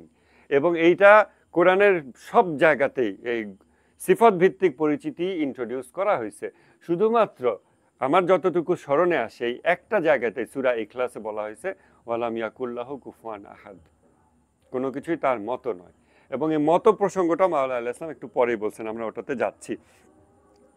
তাহলে আবার আমি এখান থেকে আসি, আল্লাহর ইবাদতের প্রারম্ভ হলো তার পরিচিতি, পরিচিতির রুট হইল তাওহীদ।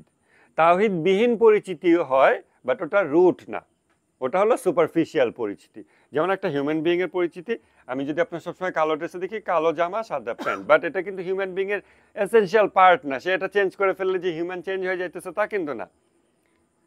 তাহলে হিউম্যান একটা হাত কেটে ফেলছেন, আমি কি ওকে বলবো ও সাব হিউম্যান, ও পার্শিয়ালি হিউম্যান? তাহলে হিউম্যানের ডেফিনিশনটা কি?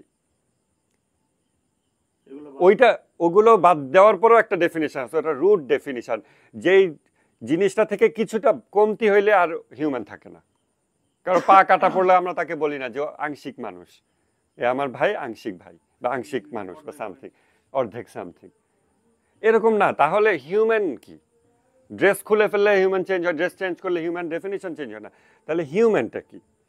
হিউম্যানের কোর ডেফিনিশন যেটা, সেটা হবে এমন যা থেকে কোনো একটা শব্দ অক্ষর বাদ দেওয়া যাবে না, বাদ দিলে মূল জিনিসটা আর থাকবে না। ওইটা হইল আল্লাহর পরিচিতির ক্ষেত্রে ওরকম একটা ব্যাপার আছে, তাওহীদ। আর সিফত যখন বলা হয়, সিফত মানুষের ক্ষেত্রেও হয়। আল্লাহ কঠোর, মানুষ কঠোর, আল্লাহ দয়ালু, মানুষ দয়ালু। এই তো এই জন্য মাওলানা আলাইহিস সালাম বলতেছেন যে তার পরিচিতির রুট হলো তাওহীদ, কারণ ওটা তার এক্সক্লুসিভ গুণ। তাওহীদ এক্সক্লুসিভ গুণ। যেমন এই জামাটা তার এক্সক্লুসিভ না, এই জামাটা চেঞ্জ করলেও সে হিউম্যান থাকতেছে, সো এটা তার পার্ট না, যদিও বাহ্যিকভাবে। তারপরে তার হাত কেটে ফেললেও সে মানুষ থাকতেছে, তাহলে তার হাতও হিউম্যান ডেফিনিশনের এসেনশিয়াল। ওই যে যুক্তিবিদ্যায় আছে না, নেসেসারি আর অপশনাল, যেটা, তো এটা এসেনশিয়াল ডেফিনিশন না, এসেনশিয়াল পার্ট না। ড্রেস চেঞ্জ করতে পারে, হাত পা কাটতে পারে, তাও সে হিউম্যান থাকে। তাহলে একটা অবশ্যই ডেফিনিশন আছে যেটার কিছু অংশ বাদ দিলেও সে হিউম্যান থাকতে পারে না। আল্লাহর ক্ষেত্রে ওইটা হইল তাওহীদ। তাওহীদ কি সেটা নিয়ে আমরা এখনই চিন্তা করতেছি না, একটু পরেই আমরা চিন্তায় যাব, বাট ওইটা হইল তাওহীদ। আর এর বাইরে যে সিফত ভিত্তিক পরিচিতি আমরা লাভ করি আল্লাহর, ওইটাকে এইভাবে এসেনশিয়াল হিসেবে দেখা যায় না, কারণ ওই সিফত আপনি আমি শেয়ার করি আল্লাহর সাথে, বাট এটা শিরক করার মতো শেয়ার না। আল্লাহর গুণাবলী আল্লাহ তাআলা বলছেন যে আল্লাহর গুণের উপরে মানুষকে সৃষ্টি করা হয়েছে। আল্লাহর যে ফিতরাত তার উপর তিনি মানুষকে সৃষ্টি করেছেন, আল্লাহর নেচার সেটা দিয়ে তিনি মানুষকে সৃষ্টি করেছেন। সো আল্লাহর সিফত আমরা নিজেদের মধ্যে দেখি এবং এই সিফত বেশ কম দেখি। আল্লাহ আমাকে এখন রাগ করতেছে না, তাহলে কি আল্লাহ আল্লাহ নাই? তা কিন্তু না। সো আল্লাহর এক্সক্লুসিভিটি কোথায়? স্রষ্টার, পরম স্রষ্টার এক্সক্লুসিভিটি কোথায়? নিজস্বতা, একেবারে নিজস্বতা, যেটা আর কোথাও নেই, কারো কাছে নেই, সেটা হইল তাওহীদ। বাট বাকি জিনিসগুলো অন্যান্য জায়গায় খুঁজে পাওয়া যায়। তার দয়া আমি অন্য মানুষের মধ্যেও পাই, তার কঠোরতা আমি অন্য মানুষের মধ্যে, তার ন্যায়পরায়ণতা আমি নবী রাসূল ইমামের মধ্যে পাই, মানুষের মধ্যে পাই। এই হইতেছে সিফত আর জাত। জাত হচ্ছে ওই এসেনশিয়াল ডেফিনিশন, দুটোই আরবি শব্দ। জাত হচ্ছে এসেনশিয়াল ডেফিনিশন, যেখান থেকে একটা কিছু বাদ দিলে ওর জাত আর জাত থাকে না। মানে বাংলা নর্মাল ল্যাঙ্গুয়েজের অজাত কুজাত বা সেরকম না, মানে জাত মানে ওর সেলফ, ওর নিজের ডেফিনিশনটা আর থাকে না। যেমন এটা এটা গাজীপুরে ক্লাস নিছিলাম জাত সিফতে, এখন মনে পড়লো, ক্লাস নিছি বাট ভুলে গেছেন মনে হয়। সেটা হইল যে গাছ, বীজ, বীজ থেকে গাছ হয়, এটার জন্য অ্যাবসলিউট নেসেসারি কি জিনিস? বীজ থেকে পানি, মাটি, মাটি পানি বাদ দিয়ে গাছ হবে না? পানি মাস্ট। পানি তো মাটিতেই আছে, মাটি ছাড়াও গাছ হবে, মাটি ছাড়া গাছ হয়, পানি ছাড়া বীজের অঙ্কুরোদ্গম হবে মাটি ছাড়াও। মাটি ছাড়া। মাটির তো কিছু এলিমেন্ট আছে না, ওই এলিমেন্টগুলি যদি আমি দেই তো সমস্যা কি? তাহলে সমস্যা কি? এটা কি ধরনের যুক্তি বাক্য হলো? সমস্যা কি? এটা তো যুক্তি বাক্য না। বেসিক এলিমেন্টস লাগবে, বেসিক এসেনশিয়াল, অ্যাবসলিউট এসেনশিয়াল। পানি তো লাগবে। বীজের অঙ্কুরোদ্গমের জন্য অ্যাবসলিউট এসেনশিয়াল শর্তটা কি আরো কিছু জিনিস বলেন? পারে। কি কি? ওইরকম আবহাওয়া ছাড়া তো হবে না। হ্যাঁ? পানি, সানলাইট। তো অনেকগুলোই রাখতেছে। সানলাইট ছাড়া অঙ্কুরোদ্গম হয় না? হ্যাঁ, হয় না? হয়। তার মানে দেখছেন সানলাইট কিন্তু এসেনশিয়াল জিনিস না, এসেনশিয়াল শর্ত না অঙ্কুরোদ্গমের জন্য। পানি শর্ত। পানি শর্ত, মাটিও শর্ত না। ও বেশিরভাগই তো সিডলিং তো পানিতে করে সরাসরি, একটা গামছা বিছায় ওর উপর বীজ ফালায় দেয়, ছায়ার মধ্যে রেখে দেয়, 7 দিন পর সিডলিং চলে আসে, তাই না? ইভেন মাটিও শর্ত না, সানলাইটও শর্ত না, অ্যাবসলিউট শর্ত না। It's there, it's needed, it's good, but অঙ্কুরোদ্গমের অ্যাবসলিউট ডেফিনিশনের মধ্যে এটা পার্ট না, ডিপেন্ডেন্সি না, সেটা হলো একমাত্র পানি। এই যে এই জিনিসটাকে আমরা ন্যারো ডাউন করে এক্সক্লুসিভ জিনিস, অ্যাবসলিউট নেসেসিটি বাইর করলাম। এইভাবে করে কি করলে সে এক্সক্লুসিভলি হিউম্যান বিইং, সেরকম কোন ভাবে আল্লাহর পরিচয় দেখলে সেটা শুধুই আল্লাহর, একেবারেই নিছক তিনি, আর কিছু না। সেটা হইল তাওহীদ। আর সিফত হইল গুণাবলী। এখন মাওলানা আলী আসলাম বলতেছেন তার পরিচিতির রুট হলো তাওহীদ। এইবার হচ্ছে আমরা তাওহীদে যাচ্ছি। তা আমরা যখন ইভেন আপনি চিন্তা করেন পশু পাখি যখন মানুষকে দেখে, আপনি একটা বিড়ালে বাচ্চাকে বড় করলেন ছোটবেলা থেকে, সে যখন মানুষকে দেখতেছে, সে যদি সবসময় মানুষকে পোশাক আশাক পরা, ফর এক্সাম্পল মাস্ক পরা দেখে এবং ফুল হাতা ড্রেস পরা দেখে, বা ধরেন গাউন পরা দেখে, ইভেন আমাদের হাত যে এরকম লম্বা, এটুকুও যদি একটা বিড়াল না দেখে, বিড়ালের মানব পরিচিতি কেমন হবে বিড়ালের চোখে? সে কিন্তু জানবে না মানুষের হাত এরকম লম্বা একটা জিনিস। আমি যদি অলওয়েজ গাউন পরে থাকি এবং হাতটা এরকম ঢাকা থাকে এরকম ড্রেসের সাথে, তাহলে কিন্তু সে মানুষকে ওভাবে চিনবে। সে কিন্তু অ্যাবসলিউট ডেফিনিশনে আসতে পারেনি, সে মানুষ এখনো দেখে নাই, সে চেনে না মানুষকে। তো মানুষকে চিনা ঘ্রাণ দিয়ে।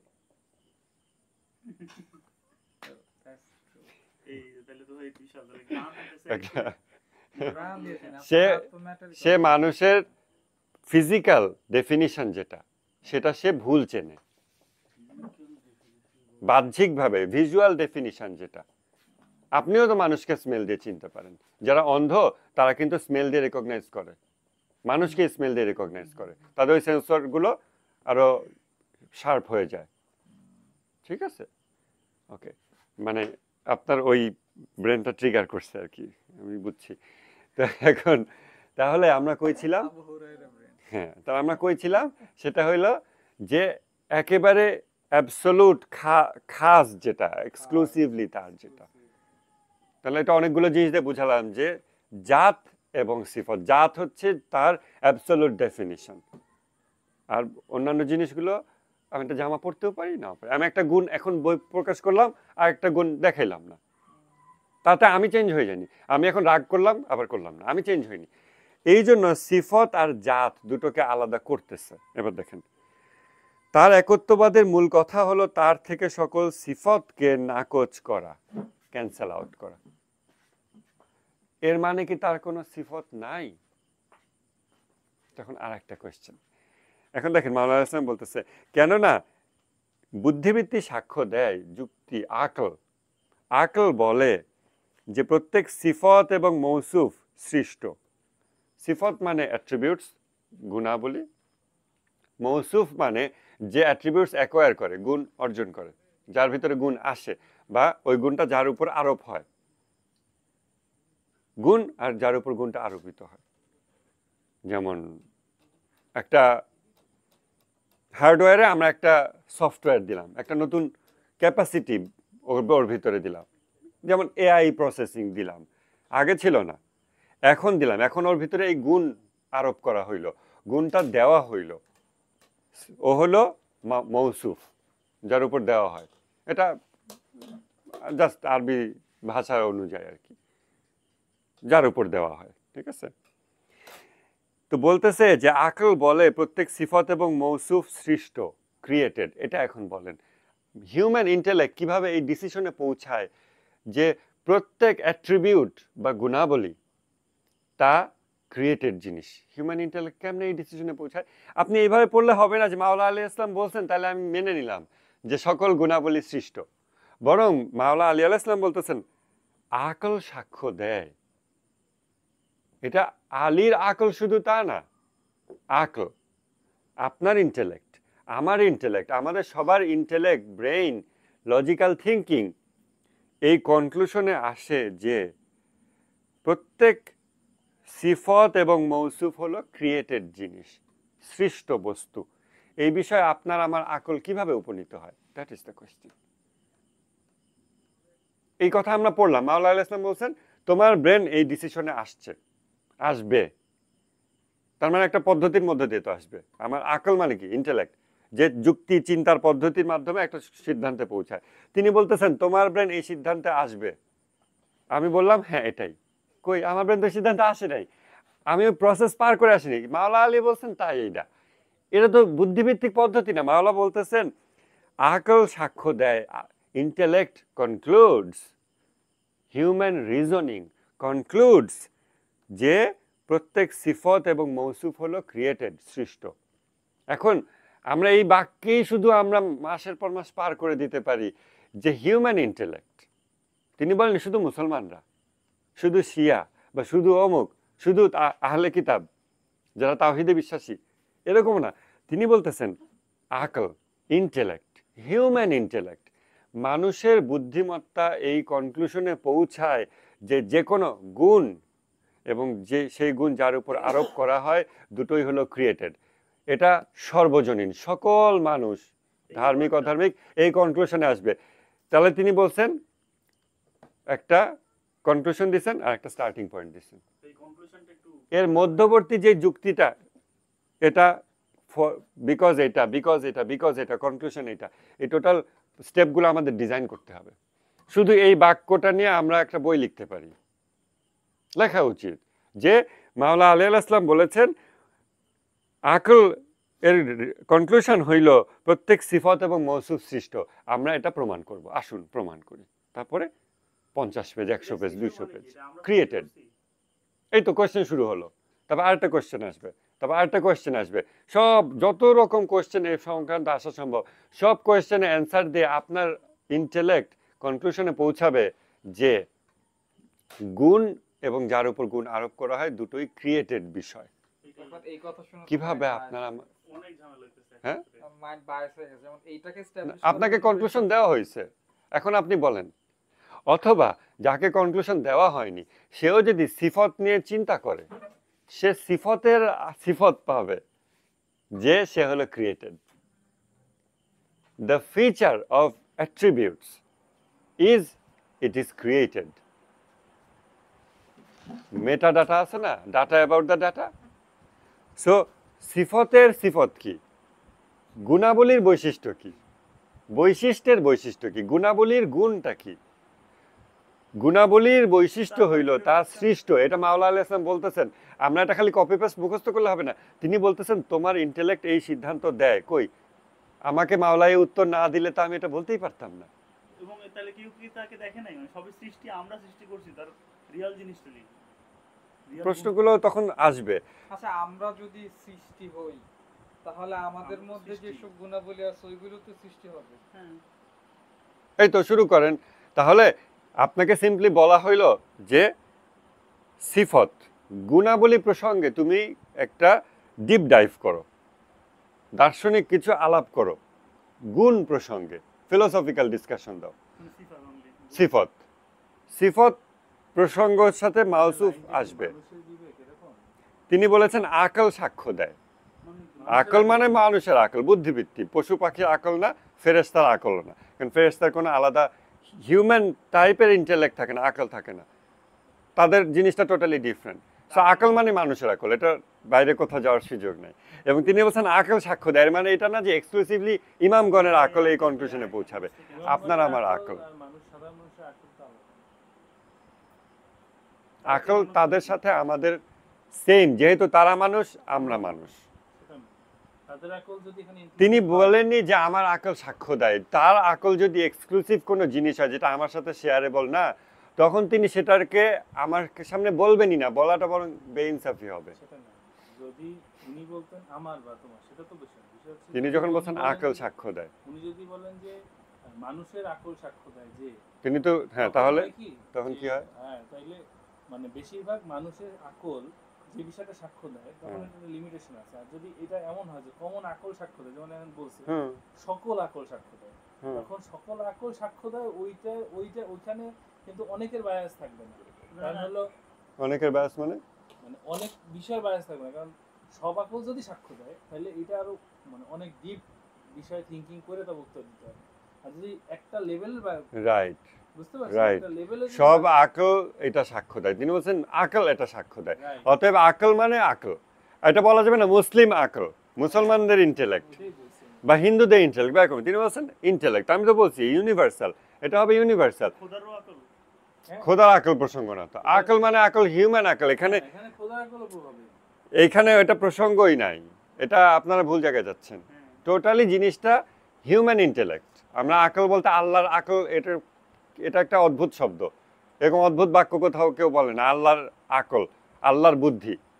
আল্লাহর বুদ্ধি নিয়ে কোথাও কোনো কথা শুনছেন? আল্লাহ বুদ্ধিমান, বুদ্ধি যখন বলছেন তখন মনে হচ্ছে মানুষের বুদ্ধি, গরুর মানে আল্লাহর বুদ্ধি আছে ভাই। এরকম কথাও কখনো কেউ বলে না। আল্লাহর আকল কথাটা একটা অ্যাবসার্ড কথা, এটা আউট অফ কোয়েশ্চেন। আপনার এখানে হিউম্যান ইন্টেলেক্ট আসছে, হিউম্যান শব্দটা বলেন নাই দেখে পাগলায় যাচ্ছেন। হিউম্যান ইন্টেলেক্ট, এবার বলেন হিউম্যান ইন্টেলেক্ট কেমনে এই কনক্লুশনে পৌঁছায়? আপনাকে কনক্লুশন দিয়ে দেওয়া হয়েছে, বাট যাদেরকে দেওয়া হয়নি তাদের ইন্টেলেক্টও এটাতে পৌঁছাবে কেমনে? যদি সে আনবায়াসড ভাবে চেষ্টা করে, যদি সে আনবায়াসড ভাবে চিন্তা ভাবনা করে। যে কোনো আনবায়াসড ব্রেইন, যেটাকে আকলে সালিমে উমুমি বলে, সুস্থ আকল, রোগ নাই, বায়াস নেই, কোনো রকম বায়াস নেই, এরকম আকল যখন চিন্তা ভাবনা করবে, এটাকে ঝাঁকি দিচ্ছ কেন? এরকম আকল যখন চিন্তা ভাবনা করবে, সে এই সিদ্ধান্তে আসবেই যে গুণাবলীর গুণ হইল ক্রিয়েটেড। মাউসুফ মানে ক্রিয়েটেড। যে কেউ গুণ অর্জন করে, সে ক্রিয়েটেড না হইলে সে গুণ অর্জন করতে পারে না। এখন এর পরে কি আসবে? ক্রিয়েটর আর ক্রিয়েটেডের ডিফারেন্স যদি আমরা না বলি, না বুঝি, তাহলে আমরা এই ক্রিয়েটেড প্রসঙ্গই আনবো কেমনে? আচ্ছা, এখানে আমার বিষয় এরকম বললেন যে গুণ অর্জন করা যায়, হুম বাট মানে এটার উপর ভিত্তি করে বললেন যে গুণ হচ্ছে created, but created something can be achieve, এটা বলছেন? আমি কিছু বলিনি। বলছেন। আমার মনে হয় এখানে কথাটা হচ্ছে প্রত্যেক আকল সাক্ষ্য দেয় যে, প্রত্যেক বিচার বুদ্ধি সাক্ষ্য দেয় যে সকল গুণ সৃষ্ট। হ্যাঁ, এবং যার উপর গুণ আরোপ করা হয় সেও সৃষ্ট না, যেই গুণ আরোপ করা হয় সেইটা না। সৃষ্ট। মৌসুফ যার উপরে গুণ আরোপ করা হয়, যে অস্তিত্বের উপর গুণ আরোপ করা হয়, যে অস্তিত্বের গুণ থাকে সেও সৃষ্ট। এখন কি মনে হবে আল্লাহর গুণ আছে, আল্লাহ সৃষ্ট তো হইতে পারে না? হ্যাঁ দেখছেন, আমি তো কোশ্চেন জেনারেট করতেছি, ওই এটা কোশ্চেনটার আসছে তো, উত্তর শ্বাস দিয়ে নিতে আসছে। আপনি তারপরে এই সলিউশনে যাবেন। ওটাই আমি বলতেছিলাম, আমি যখন পড়তেছিলাম না এত কোশ্চিন আসতেছিল, তখন যখন জনি ভাই বলতেছিল তখন আস্তে আস্তে এইটাই কোশ্চেন আসাটাই হলো দরকার। যত কোশ্চেন আসবে তত আপনি আমি এরকম একটা খেয়ালই করি নাই, যার কথা বলছেন আমি বলছি যে এইটা আপনি তখন যেটা ভুল বলছেন, আপনি তখন ওটা খেয়াল করছি। আপনি বলছেন যে গুণ আরোপ করা হয় না, যার উপর গুণ আরোপ করা সে হলো মাউসুফ। এটা তো আরবি ভাষার রীতি অনুযায়ী ভাই। গাদাব মাকদুব, যার উপর গুণ আরোপ করা হবে সে সৃষ্ট হবে কেন? ভাই গাদাব মাকদুব হলো যার উপর রাগ আরোপ হয়েছে, আল্লাহর রাগ যার উপর আপতিত হয়েছে, মাকদুব গায়রিল মাকদুবি আলাইহিম। সেটা তো গুণ না। এই ভাষা রীতিতে কি গাদাব মাকদুব, সিফাত মাউসুফ, এটা আরবি ভাষার নিয়ম না? সেটা তো তাহলে যার উপর আরোপ করা হয় মাকদুব মানে কি? একজনের ভিতরে গ্যাস ছিল না, তাকে আমরা গ্যাস ঢোকাই দিছি, আর যে মানে যার ভিতরে শুরু থেকেই গ্যাস ছিল তাকে আপনি কি বলবেন? শুরু থেকে কি? এখন শুরুর প্রসঙ্গে যান। কিছু মানুষের সে বুঝছে কিছু যে সত্তা রাগ আছে না, ঢুকাইছে যেটা তার সৃষ্টি মধ্যে। থেকেই তার এই গুণ নিয়েই তৈরি হয়েছে। রাগ যেমন সৃষ্টি তার মধ্যে। সৃষ্টি সে কি সৃষ্ট বস্তু না অসৃষ্ট? ওখানে তো প্রসঙ্গ, মাওলানা বলতেছেন সে সৃষ্ট। না না, সে যদি সৃষ্টি নাই শুরু হয়, থেকে যদি বলেন, সে যদি সৃষ্ট নাও হয়, না হলে তখন সৃষ্ট যদি না হয়, সে তখন আদি অন্ত সবসময় ছিল। অসৃষ্ট। যে জিনিসটা সৃষ্ট হয় আদি অন্ত ছিল, তার এটাও ভিতরে একটা কোনো ভুল গুণ বাক্য। থাকতে পারে না, এটা কি হবে? গুণ কি?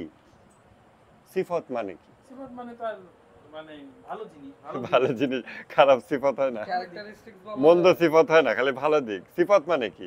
গুণ। মানে গুণ। সদ্গুণ বদগুণ, যেটা গুণ জেনারিক একটা জিনিস, আচ্ছা, বৈশিষ্ট্য। দোষ গুণ সিফত matter কি? না, matter হচ্ছে যে তার এই জিনিসটা থাকতে পারে তার ভিতরে। সিফত কি আসলে? যেমন ভাই দোষ গুণ আপনি যেটাই বলেন, না না, সিফত কি জিনিস? characteristics। সেটাই কি জিনিস? সিফত মানে কি? গুণ মানে কি? বৈশিষ্ট্য কি? এগুলো এমন কোর জিনিস। কোর জিনিস, যেটা প্রশ্ন করলে মানুষ বলে এটা তো পাগলের মতো কথা। এটা তো সবাই জানে বৈশিষ্ট্য কি জিনিস। আমি যদি বলি আলো মানে কি, এটা একটা ফালতু কথা। অন্ধকার মানে, এটা সবাই জানে। কিন্তু ওইটার ডেফিনেশন আমরা যখন জিজ্ঞাসা করি, এটা মানুষকে ডিস্টার্ব করার জন্য প্রশ্ন করি না। এই প্রশ্নটা করা হয় যেন সে ফিলোসফিক্যালি ডিপ ডাইভ করতে পারে। গুণ মানে কি? সিফত কি জিনিস? আচ্ছা, কেউ যদি ক্রিকেটার হয় এটা কি তার সিফাত হবে?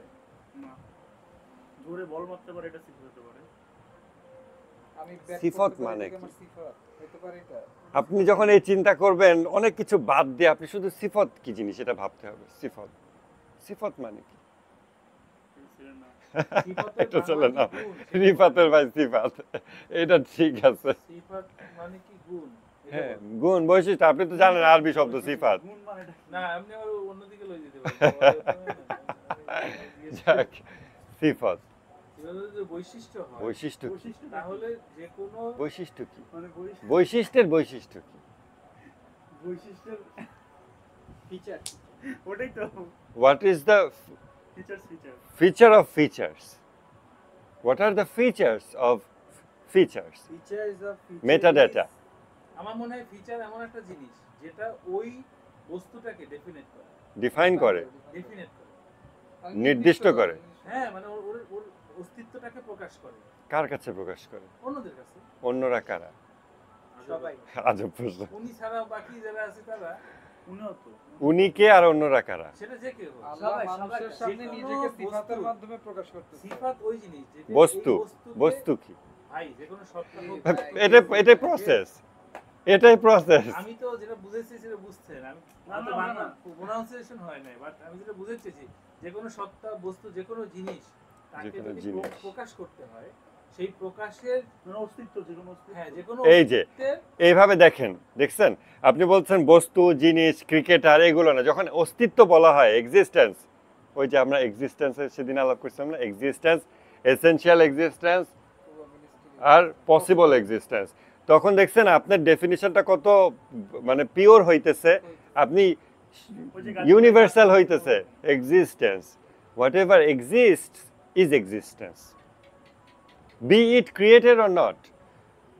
সৃষ্ট হোক অসৃষ্ট হোক, does it exist at the moment? This is existence. বাংলায় বলে অস্তিত্ব, আরবিতে ওজুদ বলে। দেখছেন আমরা একটা বেটার শব্দ পাইলাম। বেটার শব্দ আপনার চিন্তাকে উন্নত করে এবং উন্নততর চিন্তার দিকে আপনার এই শব্দকে আপনি ব্যবহার করতে পারবেন, করে আপনি জাম্প করবেন। এই জন্য শব্দকে মানে ইমপ্রুভ করার দরকার আছে, এটা ছাড়া আপনি জাম্প করতে পারবেন না। তাহলে বিষয় হচ্ছে যে কোনো অস্তিত্বকে প্রকাশ করার জন্য যেই মাধ্যমগুলো দরকার বা যেই জিনিসগুলোর মাধ্যমে তাকে প্রকাশ করা যায় সেটা হচ্ছে ফিচার বা গুণ। প্রকাশ, প্রকাশের বৈশিষ্ট্যই শুধু হ্যাঁ, প্রকাশই। প্রকাশ, অন্য যে কোনো প্রকাশ ছাড়া অন্য বিষয় হয় কি না? অস্তিত্বকে define করার জন্য বা প্রকাশ করার জন্য প্রকাশ, এক্সপ্রেস, যেই মাধ্যমগুলো ইউজ করা হবে, মাধ্যম। হ্যাঁ, বা যেই মানে মাধ্যম হলে কিন্তু অন্য জিনিস হয়ে গেল, যেমন ভিডিওর মাধ্যম। না, মানে এটা হচ্ছে যে আলো যেই হ্যাঁ, যেই আলো আমার বৈশিষ্ট্য না, আলোর মাধ্যমে কিন্তু আমি প্রকাশিত হইতেছি। এই যে আলো আছে, আপনি আমাকে দেখতেছেন, তাই না? আলো অফ, আপনার সামনে আমি প্রকাশিত হইতেছি না। আমি তো কথা খুঁজে পাইছি না শব্দ। এই জন্যই শব্দ জরুরি। এইটা, এই যে আরেকটা কোশ্চেন আসছে, এটা কি প্রকাশের উপর ডিপেন্ডেন্ট? পরিচিতিটা করতে হবে। আর পরিচিতি যদি না হয়, তা আগ পর্যন্ত সে সিফতবিহীন থাকে। যেমন লাইট অফ করে দেন, আই ডোন্ট এক্সিস্ট, আমার কোনো গুণাবলী নাই। আমি কি এক্সিস্টেন্স না? আমার কি গুণাবলী নাই? খালি লাইট না, আমি প্রকাশিত না আপনার সামনে। তাহলে গুণাবলীর ডেফিনিশন দিতে হলে প্রকাশমান হওয়াটা কি অ্যাবসলিউট ডেফিনিশনের পার্ট, নাকি ওই যে মাটি লাগবে কিনা অঙ্কুরোদ্গমের জন্য? তাহলে আপনি অ্যাবসলিউট ডেফিনিশনে যান, ওটাই তো যাইতে হবে। প্রকাশ হওয়া এখানে তাহলে অ্যাবসলিউট হইতেছে না। আদব বাবা, একটা মানুষ প্রকাশ, একটা অস্তিত্ব, একটা মানুষ আবার হইলো কোথা থেকে? অস্তিত্ব, একটা অস্তিত্ব যদি প্রকাশ না হয়, হ্যাঁ, তাহলে তার নিয়ে এত আলোচনাই হবে না। আলোচনা হবে না। অপ্রকাশিতর কি সিফত থাকতে পারে না? থাকতে পারে। তাহলে সিফত কি জিনিস? সিফতের ডেফিনিশন দিতে গিয়ে যদি আপনার প্রকাশিত হওয়াকে আনতেই হয়, আমি সিফাত কেন বুঝবো বা সে আলোচনা কেন করব? ডেফিনিশন প্রকাশিত কার কাছে প্রকাশিত? আমার কাছে যে জিনিসটা প্রকাশিত সেইটার ডেফিনিশন বা সিফাত নিয়ে কথা বলবো। তাহলে ভাই সেটা তো সেম ভাবে তার মানে সিফত আপনি না, আপনার প্রয়োজনীয়তা আছে কিনা? না না, দুটো আলাদা জিনিস। আছে তো, কেন প্রকাশ নেই? তার তো আলাদা জিনিস। আপনার প্রয়োজন আছে কিনা, আমি কেন কথা বলবো, এটা হলো আমার দরকার আছে কিনা, ওই আলাপ। আপনি যে প্রশ্ন করছেন, আশ্চর্য, তাকে না আমি কেন কথা বলবো, এই যে প্রশ্নটা, এর মানে হচ্ছে তার সাথে তাকে না আমার কথা বলার দরকার নাই। আমার দরকার আছে কিনা, দ্যাটস এ ডিফারেন্ট কোয়েশ্চেন। কারণ ভাই আমার কাছে মনে হতে পারে যে দেখাচ্ছে প্রকাশ নাই, কিন্তু আরেকজন আমার দরকার নাই, আমার তো এইসব ধর্মীয় আলোচনা দরকার নাও হইতে পারে, বাট তাতে তো এগুলো মিথ্যা হয়ে যাচ্ছে না? এই সেম ভাবে অনেক মানুষের গড ডিসকাশন দরকার নেই, বাট তাতে তো গড ডাজন্ট এক্সিস্ট হয় না। আমি দরকার নেই এটা বলি নাই। না, আপনি বললেন না যে সেটা নিয়ে আমি কেন আলোচনা করব? এখন পৃথিবীতে একটা স্টার নাই, আমরা জানি না স্টার সম্পর্কে। আমার ওর গুণাবলী না, আপনি জানেন না আর সে প্রকাশিত নয়, দুটো আলাদা। বলতেছি তো, আসতেছি। আমার কথা হচ্ছে যে একটা স্টার সম্পর্কে আমি জানি না, তার গুণাবলী বা অস্তিত্ব সম্পর্কে আমার এখন আমি তার যেহেতু জানতেছি এই না। বাক্যটাও সমস্যা। একটা স্টার সম্পর্কে আমি জানি না, যখন আপনি বলছেন একটা স্টার, তখনই আপনি ওকে জানেন, সামহাও জানেন। তা নাহলে আপনি বললেন কেন একটা স্টার, ইট অলরেডি এক্সিস্ট। তাহলে আবার তাকে আপনি যখন প্রোনাউন ব্যবহার করেন, এইভাবে কি দেখাচ্ছে ওকে একটু ভিডিও করেন। যখন আমার সামনে ওই ও পাগলা গেছে। আসবে তখন তার সিফাত দিয়ে তাকে আমি চিনব। ওয়েট, আপনি যখন বলতেছেন একটা স্টার আমার সামনে প্রকাশিত না, আমি একটা স্টার তাকে আমি চিনি না, আপনি তাহলে বললেন যে একটা স্টার, আপনি তখনই তো ওকে, এটা তো জাত, সিফাত না। তার মানে এই জাতটাকে তো আপনি চেনেন। ওটা এক্সিস্ট। হ্যাঁ, আচ্ছা, এবার যে এই জাতের সিফতটা বলেন। যাতে সিফাত দরকার নেই। দরকার নাই, যে তিনি দরকারের আলাপে চলে না গেছেন। না, আরে ভাই আমি তো বলতেছি আপনারে। না, আমার কাছে এটা তো তো আমি আমি ওটা- হচ্ছে কি জানেন, আপনারা দুজনকে না করে আমরা দেখাচ্ছে যেটাতে ছিলাম সেটাতে যাই। আমার কথা না, না, হচ্ছে না, এটা ভাই, এই একটা জাত যখন আমার কাছে আসবে, আমার কাছে আমি যখন আপনার কাছে? তখন তার সিফাত দিয়ে আমি চিনব। আদারওয়াইজ তার সিফাত আর সিফত মানে কি? আপনি সিফত দিয়ে চেনেন, তা আমরাও সবাই সিফত দিয়ে চিনি। সিফত কি জিনিস? সিফাত হচ্ছে তার গুণাবলী, যা দ্বারা তাকে চেনা যায়, এটাই একমাত্র ডেফিনিশন। এটা কি অপশনাল ডেফিনিশন নাকি এটা অ্যাবসলিউট এসেনশিয়াল ডেফিনিশন? এবার সেটা বলেন। আমি আমার ডেফিনিশন, আমি যেটা মনে করছি সেটাই তো, মানে এটাকে ওই যে অঙ্কুরোদ্গমের জন্য পানি যেমন অ্যাবসলিউট নেসেসিটি, মাটি অপশনাল নেসেসিটি। সো এখন বলেন যে আপনি সিফতের যে জিনিসটা বলেন, সিফত হলো আমি যার মাধ্যমে কাউকে বা কোনো অস্তিত্বকে চিনতে পারি, ওইটাকে সিফত বলা হয়। এই ডেফিনিশন যে আপনি দিলেন, এইটা কি সিফতের অপশনাল ডেফিনিশন নাকি অ্যাবসলিউট ডেফিনিশন? সেটা কি বলবো, আপনি বলবেন। আমি তো আমার মত দিছি। না মানে এটাই কি মানে ফাইনাল এটা হচ্ছে আমি তার অপশনাল বলছি না, মানে এটা আমার দৃষ্টিতে এইটা বাইরে আরো কোনো ভাবে সিফতকে আরো modify করা যায়। ডিফাইন করা যায় কিনা? What is the definition of সিফত? এর বাইরে অন্য কোনো ভাবে সিফতের ডেফিনেশন দেওয়া যায় কিনা? সিফত মানে কি? সিফত মানে আপনার ডেফিনেশনটা কি ছিল? মানে যে কোনো অস্তিত্বকে আমি চিনি প্রকাশ- যেভাবে। মানে যে অন্য কোনো মানে সত্তার কাছে প্রকাশ করতে হলে যেভাবে প্রকাশ করে, যে যার মাধ্যমে প্রকাশ করে যেসব বিষয় দিয়ে, সেইটা হচ্ছে সিফাত।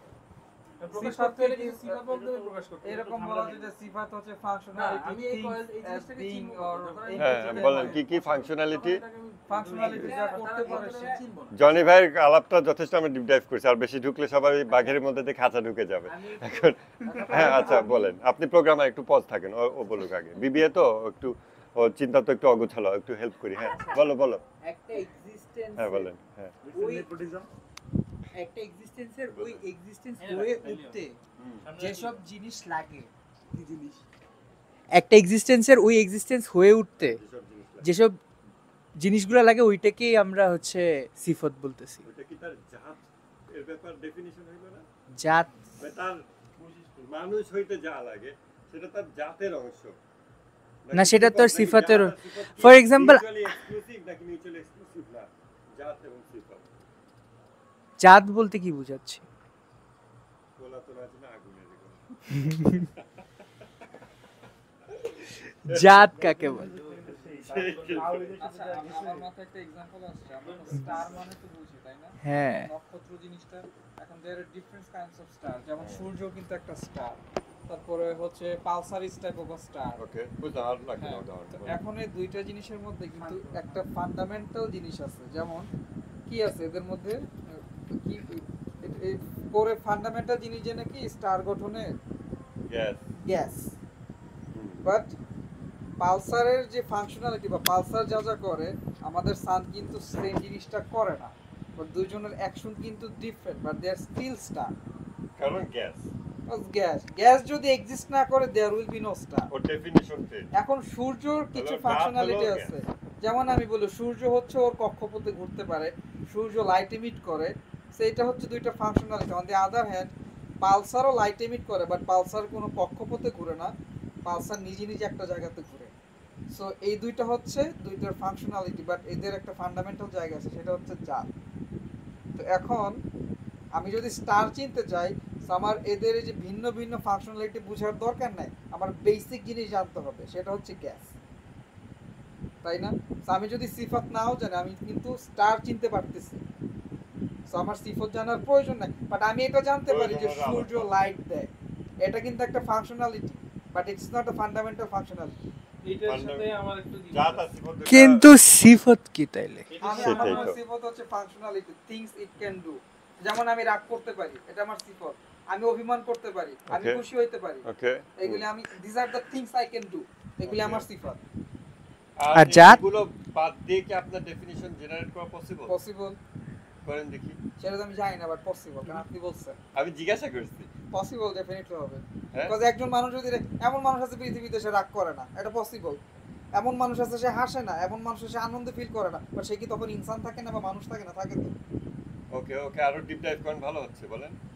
খুশি হয়ে গেছে। আর কি যাব? আরো ডিপ ডাইভ করেন, আরো যাবেন, যে ঢুকতে পারবেন ভিতরে।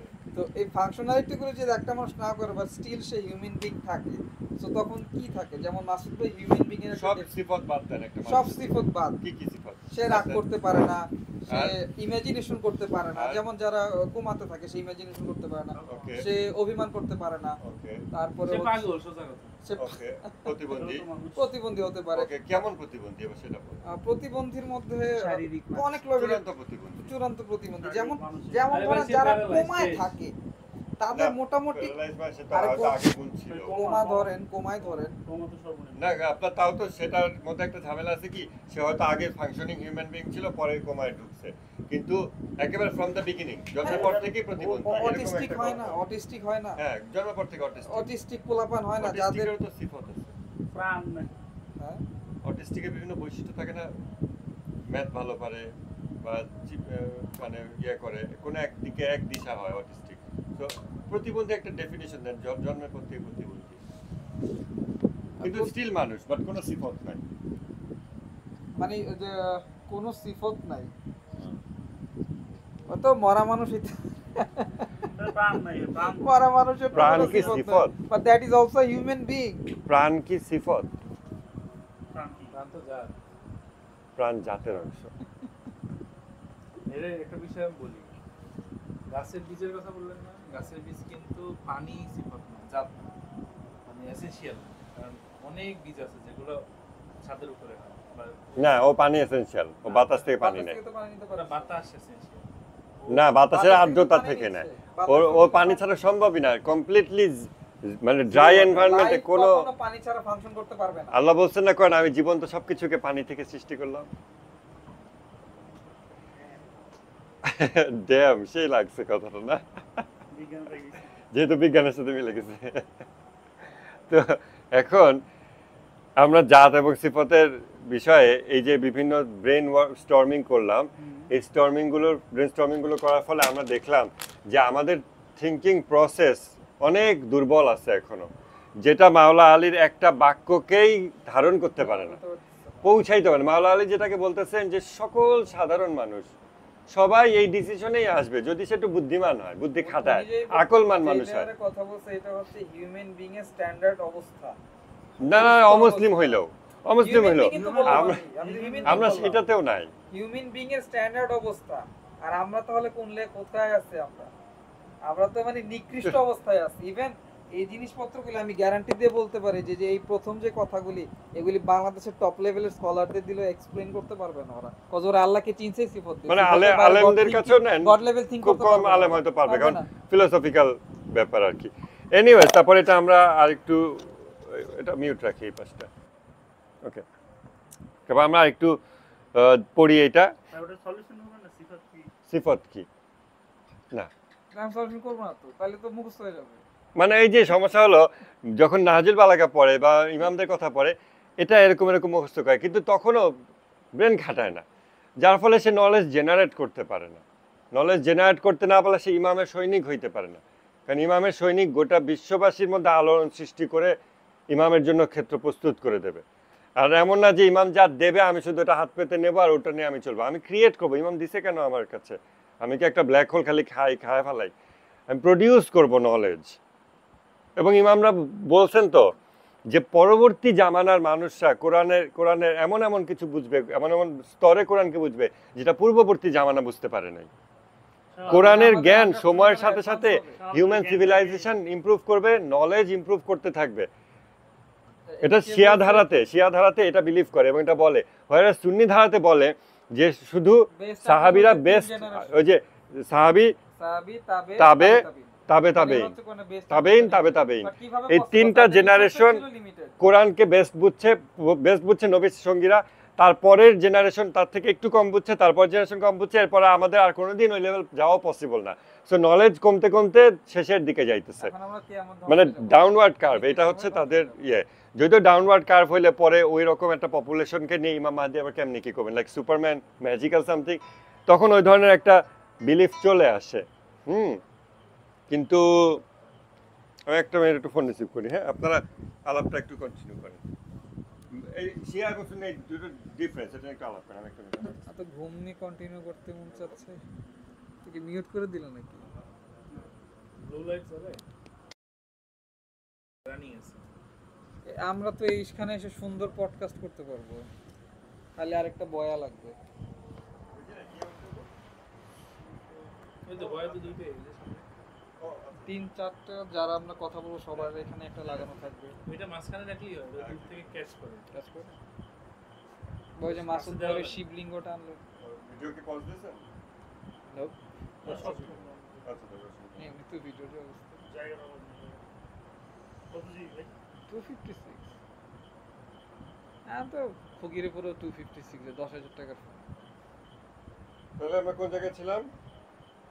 সিফতে ছিলাম। না, শিয়া ধারায় এবং সুন্নি ধারায় এইটা যে জ্ঞান হলো বাড়তে থাকবে সময়ের সাথে সাথে।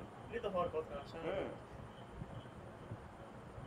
তো আপনি তো এটাও বিরোধিতা করেন যে এরকম বলেন আর এখানে একটা ব্যাপার আছে যে তারা বলে যে নবী রাসূলরা আসছে মানে এই হিউম্যান সিভিলাইজেশনের অ্যাডভান্সমেন্টের জন্য, রাইট? এটা তো শিয়া সুন্নি সবাই একমত হবে, তাই না? বাট আমার কথা হচ্ছে কি যে ওই সময় কি হিউম্যান সিভিলাইজেশন পিকে পৌঁছাইছিল? যদি পৌঁছায় থাকে কিভাবে পৌঁছাইছে? বিকজ হিউম্যান সিভিলাইজেশন অ্যাডভান্সমেন্ট দুইভাবে হবে, ম্যাটেরিয়ালিস্টিক এবং স্পিরিচুয়াল। সো ওরা কি দুইটা অ্যাসপেক্টই ফুলফিল করছিল? যদি না করে থাকে তাহলে তো এই ক্লেমটা ফলসিফাই হয়ে যায় না? তাসিকে ধরবো তারা। এই যে উফ, এবার নাটক তো যা আমাকে আগুন দিতেছে, পুরো তো ঢাকা শহর জ্বালাই দিই। সবাইকে ধরবেন যে তারপরে আমরা কই ছিলাম তাহলে সাইন সরি অফ টার্গেট ছিল আমরা এটা তো উপর দিকে যেতেছে তাহলে একটা হচ্ছে আপওয়ার্ড কার্ভ এবং কোরআন যেহেতু আল্লাহ তাআলা বলছেন যে এটা হলো সকল কিছুর বর্ণনা, ইট মিন্স সকল জ্ঞান এর ভিতরে আছে কোরআনের মধ্যে, ঠিক আছে? এর মধ্যে সকল জ্ঞান আছে। তাহলে এই যে এটা যদি একটু সাইড ডিসকাশন, বাট সুন্নি ধারা যেরকম চিন্তাটা অ্যাপ্রোচটা যে যার ভিতরে সকল জ্ঞান আছে সেই জ্ঞান কমতে কমতে বা সেই জ্ঞানকে আর রিচ আউট করা পসিবল নয়। কিছু কিছু জ্ঞান ব্লক হয়ে গেছে, কিছু কিছু জ্ঞান সাহাবীরা শুধু বুঝতো, এরপরের জেনারেশনের জন্য ব্লক হয়ে গেছে, তারপরের জেনারেশনে আরও কিছু জ্ঞান ব্লক হয়েছে, তাবেঈনদের জন্য আরও কিছু ব্লক হয়েছে এবং তারপরের জেনারেশনের জন্য ব্লক হয়ে গেছে, তারপর আবার সুন্নি 4 ইমাম তাদের পরের জন্য আবার কিছু ব্লক এবং তারপর আর নাই, দেখছেন এইভাবে। তাহলে ইভেন এটা কোরআনকে কোয়েশ্চেন করে যে যেই জিনিসকে আল্লাহ তাআলা বলছেন সকল কিছুর বর্ণনা, যেটা কিয়ামত পর্যন্ত মানব জাতির জন্য, সেই জিনিসটা কমপ্লিট জ্ঞান। এবং জ্ঞানের ডেফিনিশন মনে আছে কি? এমন ইনফরমেশন যে জ্ঞান কিন্তু অবিভাজ্য একক জিনিস। জ্ঞান কিন্তু একক, জ্ঞান মানে একটা বিষয়। একটা বিষয় এই বিষয়ের জ্ঞান ওই বিষয়ের জ্ঞান, জ্ঞান হলো একটা জিনিস, জ্ঞান একক বিষয়, ঠিক আছে? মানে পুরো মহাবিশ্বের জ্ঞান। এভরিথিং এর জ্ঞান হচ্ছে একটা এভরিথিং বলেও কিছু হয়। জ্ঞান মানে জ্ঞান, জ্ঞান astrology is a whole thing. কোনো জ্ঞান নাই এর বাইরে আর কিছু নাই, ঠিক আছে? ওই এক পাগলের কথা মনে পড়লো, এটা একটা ভিডিও পরে দেখাবো। প্রোগ্রামের জ্ঞান বিবিএর জ্ঞান হ্যাঁ হ্যাঁ, এক্স্যাক্টলি, সব নলেজ সেম। নলেজ মানে একটা ইউনিট জিনিস, নলেজ ইনডিভিজিবল, এটা ডিভিজিবল না। তাইলে এই রকম জিনিস কোরআন, সেই কোরআনকে আল্লাহ কিয়ামত পর্যন্ত রাখছেন, অথচ সেইটা শুধু ব্লক হইতেছে এবং কমতে কমতে এমন জায়গায় যাবে যেটা মানুষের জন্য খুব লিমিটিং হয়ে যাবে। তাহলে ইভেন এই জিনিসটা দেওয়ার মানেটা হয় কি? জাস্ট আমরা গ্লোরিফাই করবো আমাদের মুসলমানদের আছে সকল জ্ঞান, but we cannot access it, it has been forbidden. It doesn't make sense, তাই না? এটা প্রমাণিত হয়েই যায় যে এখন যত প্রযুক্তিগত উন্নয়ন সব খ্রিস্টানদের জন্য। তাই তো হইছে ভাই দেখেন মানে বুঝি নাই। মানে যেহেতু সুন্নিরা মনে করে যে জ্ঞান এখন আগে যারা ছিল তারা উচ্চ জ্ঞানের অধিকারী ছিল, হ্যাঁ এখন হ্যাঁ block হয়ে গেছে। হ্যাঁ, তাহলে এখন যারা যেগুলো উচ্চতর হয়েছে এগুলো তো আগে ছিল না, তাহলে এখন সব খ্রিস্টানদের করা, মুসলমানদের কোনো অবদান নেই। জ্ঞান ব্লক হবে কেন? সেটা সুন্নিদের কি আর মানে ইয়ে করে লাভ নাই, মানে সুন্নিদের পাশে লেগে লাভ নাই। কিন্তু কাট করে দিব, মন খুলে কথা বলে ও মন খুলে কথা বলে সুন্নিদের এই করেন ওই করেন, পরে ভিডিও কেটে তুমি রিলিজ করবে, আমি তো জানি। আচ্ছা, কম আছে মনে হয় এভিডেন্স আমার কাছে। তারপরে কিন্তু এইভাবে যদি দেখেন যে এইটার কে মানুষ ক্রমান্বয়ে অ্যাক্সেস করতেই থাকবে এবং জ্ঞান ইটসেলফ যদি কাইন্ড অফ আমাদের দৃষ্টিতে আনলিমিটেড ম্যাটার হয়, তাহলে এটা আনলিমিটেড দিকে মানুষ যেতে থাকবে। এবং এটা কামালতের কিন্তু সেন্সের সাথে সঙ্গতিপূর্ণ, খেয়াল করছেন? Human perfection, civilisational perfection, individual perfection, এটা যত প্রোগ্রেস করতে থাকবে তাই তো হচ্ছে না। কোরআনে তত অ্যাক্সেস বাড়তে থাকবে। হ্যাঁ সেটাই তো হচ্ছে। So, আগের জেনারেশনের চেয়ে পরের জেনারেশন কোরআনকে এমন ভাবে বুঝবে যেটা আগের জেনারেশন বুঝতেই পারেনি, ইমাজিন করতে পারে নাই। হ্যাঁ যেমন আমার কোরআনে আমাদের চাইতে কিন্তু আমরা কোরআন ভালো বুঝি, বেশি বুঝি। কোরআনে একটা ইয়ে ছিল, এর একটা রিজন কিন্তু টেকনোলজিক্যাল অ্যাডভান্সমেন্ট, গর্ভবতী মেঘ, গর্ভবতী বায়ু, এরকম উপমা কোরআনে আছে, এরকম কথা কোরআনে আছে। কি? সরি, গর্ভসঞ্চারী মেঘ, গর্ভসঞ্চারী বায়ু। ও ওই যে ফুল এখন বলতেছেন তো আপনি, এবং গর্ভসঞ্চারী মেঘ আবার কেমনে হয়? পরাগায়ন ওটা কি? গর্ভসঞ্চারী মেঘ, গর্ভসঞ্চারী বায়ু, এরকম কনসেপ্ট, এগুলো এখন আমরা সায়েন্টিফিক ইয়েতে অনেক কিছু বলতে পারি যে হ্যাঁ বায়ুও গর্ভসঞ্চার করে, কিন্তু মানুষের না। গর্ভসঞ্চার বলতে তো আমরা মানুষ বুঝি। আরে ফুল তো নিয়ে আরে বাতাসে পরাগ রেণু ভেসে গিয়ে ওর ইমপ্লান্টেশন হয় না? ওই যে বাচ্চার যে হ্যাঁ, stage বৃষ্টির গুলি, মাধ্যমেও আসতে পারে pregnancy কোনো period-এ কিছু। যে কথাগুলি আছে বা প্রেগন্যান্সির যে ইয়েগুলি আছে, ইভেন মানে হিউম্যান ডেভেলপমেন্টের যে স্টেজগুলো আছে, আবহাওয়ার বায়ু এটা তো চক্র আমরা যেটা, পরবর্তীতে অ্যাকচুয়ালি আবিষ্কার করতে তারপরে পারলাম। অ্যাস্ট্রোলজিক্যাল যে কথাবার্তাগুলি আছে, এটা তো সহজ ব্যাপার যে একটা মানুষ যখন এখন আমাদের প্রযুক্তি আছে, যে কোনো মানুষ একটা আয়াত দিয়ে ভাই সার্চ আপনি দিলে, ফোনটা ধরে আপনি অ্যাড হচ্ছেন না আমাদের সাথে। হ্যাঁ? প্রিমিয়াম নাই দিস, আপনি অ্যাড হচ্ছেন না না। উনি শুনতেছে, শোনেন আমার কথা হচ্ছে যে যেহেতু এখন আমরা গুগলে একটা আয়াত নিয়ে সার্চ দিলে হ্যাঁ, আমরা 10টা 20টা 50টা হ্যাঁ, মানুষের ব্যাখ্যা আমরা দেখতে পাই, হ্যাঁ, 10 রকম বিষয় আমরা জাস্টিফাই করতে হ্যাঁ। পারি। তো সেহেতু আমরা যদি এমন হয় হুম, যে আমরা যদি ধরো আজ মানে এক দুইটা প্রজন্ম আগে চিন্তা করতাম, তখন তো মানুষ একজন মানে মানে জাস্ট একজন মৌলবী বা মানে কোরআন ব্যাখ্যাকারীর কাছে যেতে পারতো না।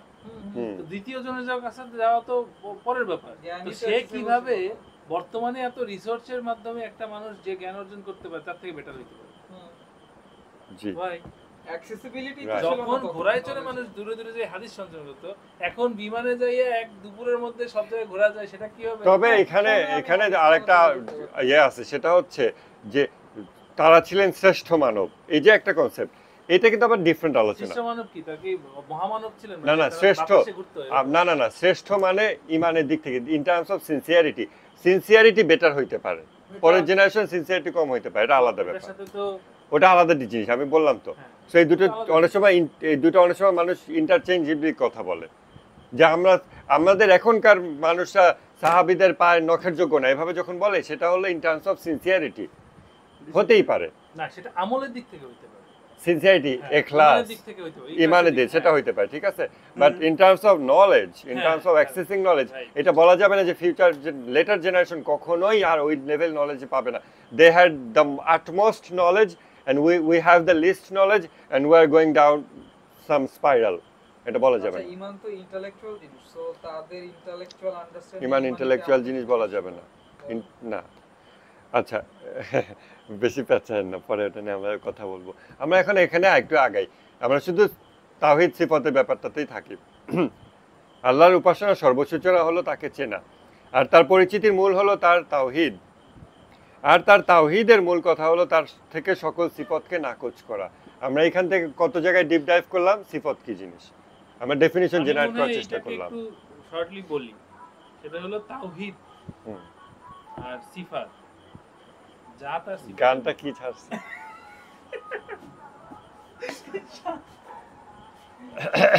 ওরে দেখে গান বলছে। হুম, বুঝছেন? হ্যাঁ, তাওহীদ আর সিফাতটা হচ্ছে জাত সিফাতের মতো। হ্যাঁ, আমি যেটা বলছি, ওকে, হ্যাঁ, এটাই তো, আমি shortly- তাওহীদ তো আল্লাহর জাত। হ্যাঁ, কারণ হচ্ছে যখন কেউ বলে, ওই যে আমি যেটাকে প্রথমে বললাম যে যখন কেউ গাছ- উঠে যায় ওটা ভিডিও করবেন, যখন কেউ উঠে চলে যাচ্ছে, এটা তো ইয়ার মতো হইলো, ওই যে জুম করবেন তাকে, আজারি সাহেবের মতো। জুম করেন, হ্যাঁ, হ্যাঁ। আজারি সাহেব যখন বক্তব্য দেয়, হ্যাঁ। বলে যে, এই উঠছো কেন, বসো, বক্তব্য শেষ করে দেবো। কেরে ভাই, গেলে তো সমস্যা কি, তো বক্তব্য কমে যায়। তারপর মানে সবসময় শ্রোতা ধরে রাখতে হবে, ধরে রাখতে হবে, হ্যাঁ। এটা কমে যাইতেছে, এটা একটু কমে যাচ্ছে, এটা তো hit করে। খারাপ, ওই যে চলে গেছে। আচ্ছা, হ্যাঁ, আমি বলেন। যেটা বলছি যে প্রথমেই যে গাছের যে ব্যাপার, হুম, হ্যাঁ, একটা গাছ যেমন সত্তার যে ব্যাপারটা, যে হুম। তার মূল ব্যাপারটা হচ্ছে তার ফলের হুম, নামে সে যে ফলটা দিচ্ছে, এটা হচ্ছে হুম। তার মূল ব্যাপার। হুম। আরো অনেক কিছু থাকতে পারে, বাট তার মূল ব্যাপারটা হচ্ছে সে ওই ফলটা দিচ্ছে, পেঁপে দিচ্ছে। এই জন্য এই পেঁপেটা যদি না থাকে, তার সত্তাটাই চেঞ্জ হয়ে যাবে। ওকে, তখন কিন্তু সে আর পেঁপে গাছ থাকলো না, হ্যাঁ, তখন সে অন্য গাছ হয়ে গেল। হ্যাঁ, তো বিষয়টা হলো, যখন আল্লাহ তাআলার একত্ববাদের কথা বলতে হচ্ছে, এটা হচ্ছে তার জাত, মানে এইটা হচ্ছে তার মূল এসেন্স। জি, আর বাকি যেগুলো সিফাত, হ্যাঁ, হ্যাঁ। এগুলো হচ্ছে তাকে অন্যদের কাছে পরিচয় করার জন্য বিভিন্ন উপমা। তাকে নানাভাবে এখন আমরা এক্সপেরিয়েন্স করতে হ্যাঁ, পারি। তো তার আগে ওইটাকে experience করতে পারি, আলী ভালো ইসলাম করে বলছে কি, experience যখন করতে তুমি পারি। একত্ববাদ জানতে চাবে, হ্যাঁ। মানে জাত জানতে চাবে, তখন তার বাকি সব বাদ দিয়ে সিফতকে দাও। বাদ দিতে হবে। আমার মনে হয় এইটাই হচ্ছে Right. মূল essence। রাইট, এবং সিফতকে বাদ দেওয়াটা কিভাবে সম্ভব? ব্রেইনে মানে চিন্তা brain করেন থেকে তো চিন্তা বাদ দিয়ে দিতে হবে। কিভাবে বাদ দেওয়া যায় বলেন তো? একটা একটা করে বাদ দেওয়া শুরু করতে হবে, তখন বোঝা যাবে যে কোন তখন কি বোঝা যাবে। সেটাই হলো মোরাকাবা, যেটা আমরা করি। হ্যাঁ, ওই মোরাকাবা ইনস্ট্রাকশনে, সবকিছু সরাই দিতে মোরাকাবা ইনস্ট্রাকশনে এই জিনিসটা বলছি না, যেমন আপনার মনে হবে যে ঠিক আছে সব চিন্তা সরাই দিচ্ছি, আমি center of- শুধু আল্লাহর দিকে মনোযোগ দেব। যখন আমি আল্লাহর দিকে মনোযোগ দেব তখন কি হয়, মনে হয় যে আল্লাহ তো, আমি তো অনেক গুনাহ করছি, আল্লাহ আমাকে রাগ হয়ে দেখতেছে, এই চিন্তাটা চলে আসতে পারে। তখনই আপনি আল্লাহর সাথে সিফত ভিত্তিক সম্পর্ক এস্টাবলিশ করতেছেন, এবং আল্লাহর সামনে আপনি দাঁড়াইছেন সিফতের অ্যাপ্রোচে, সিফতের কনটেক্সটে, প্রেক্ষাপটে, আপনার সাথে তার বিভিন্ন ইন্টারাকশনের প্রেক্ষাপটে। বাট আপনি তাকে দেখতেছেন, আপনি তখন নিজেকে দেখতেছেন। কেন? কারণ ওটা শুরু হয়েছে কোথা থেকে? আমি গুনাহ করছি, তাই আমি আল্লাহর দিকে গেছি। তার মানে দিন শেষে মূল ফোকাস হলাম আমি, তাই না? আমি গুনাহ করছি, তাই আল্লাহর কাছে মাফ চাইতেছি, আমার গুনাহ ক্ষমা করাইতে আসছি, আমার জন্য আসছে। এটা হারাম না, এগুলো খারাপ কিছু না। বাট তখনও সাবজেক্ট হলাম, বাক্যের সাবজেক্ট আর অবজেক্ট থাকে না, মানে তার হচ্ছে একটা সাইড নিয়ে আমি তখন তাকে চিনবো, তাকে ইভেন মূল সাইডটা তাকে চিনবো। ইভেন আমি তাকে তো চিনতেও যাই নাই, আমি গেছি আমার প্রয়োজনীয় একটা জিনিস আনতে।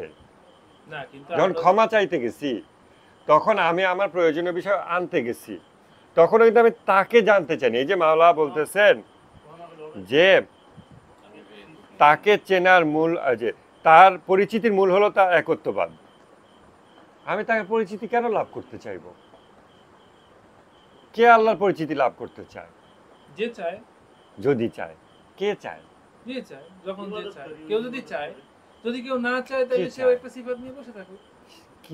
সেটা কিন্তু লাইফের উপর একটা বিষয় আছে। দেখেন, আমরা যখন নামাজ পড়ি, আল্লাহর কাছে এটা ওটা চাই, তখন আমরা আল্লাহকে চাই না, আল্লাহকে দেখতেছি না, আমরা তার একটা সিফতকে ব্যবহার করে নিজের উপকার করতে চাই, নিজেকে উপকার। এটা হারাম না, বাট আমরা কিন্তু তাকে চাইতেছি না, তাকে ইভেন দেখতেও আমি চাচ্ছি না। আমি শুধু আমার গুনাহ মাফ করায় নিতে আসছি, আমার একটা প্রয়োজনীয় জিনিস চাইতে আসছি, প্রয়োজনীয় জিনিস পেয়ে গেছি, শুকরিয়া আমাকে একটা কিছু দিয়েছে তাই থ্যাঙ্কস দিতে আসছি, আমার থ্যাঙ্কস দেওয়ার আবেগ জাগছে তাই থ্যাঙ্কসটা দিয়ে আবার আমি চলে আসছি।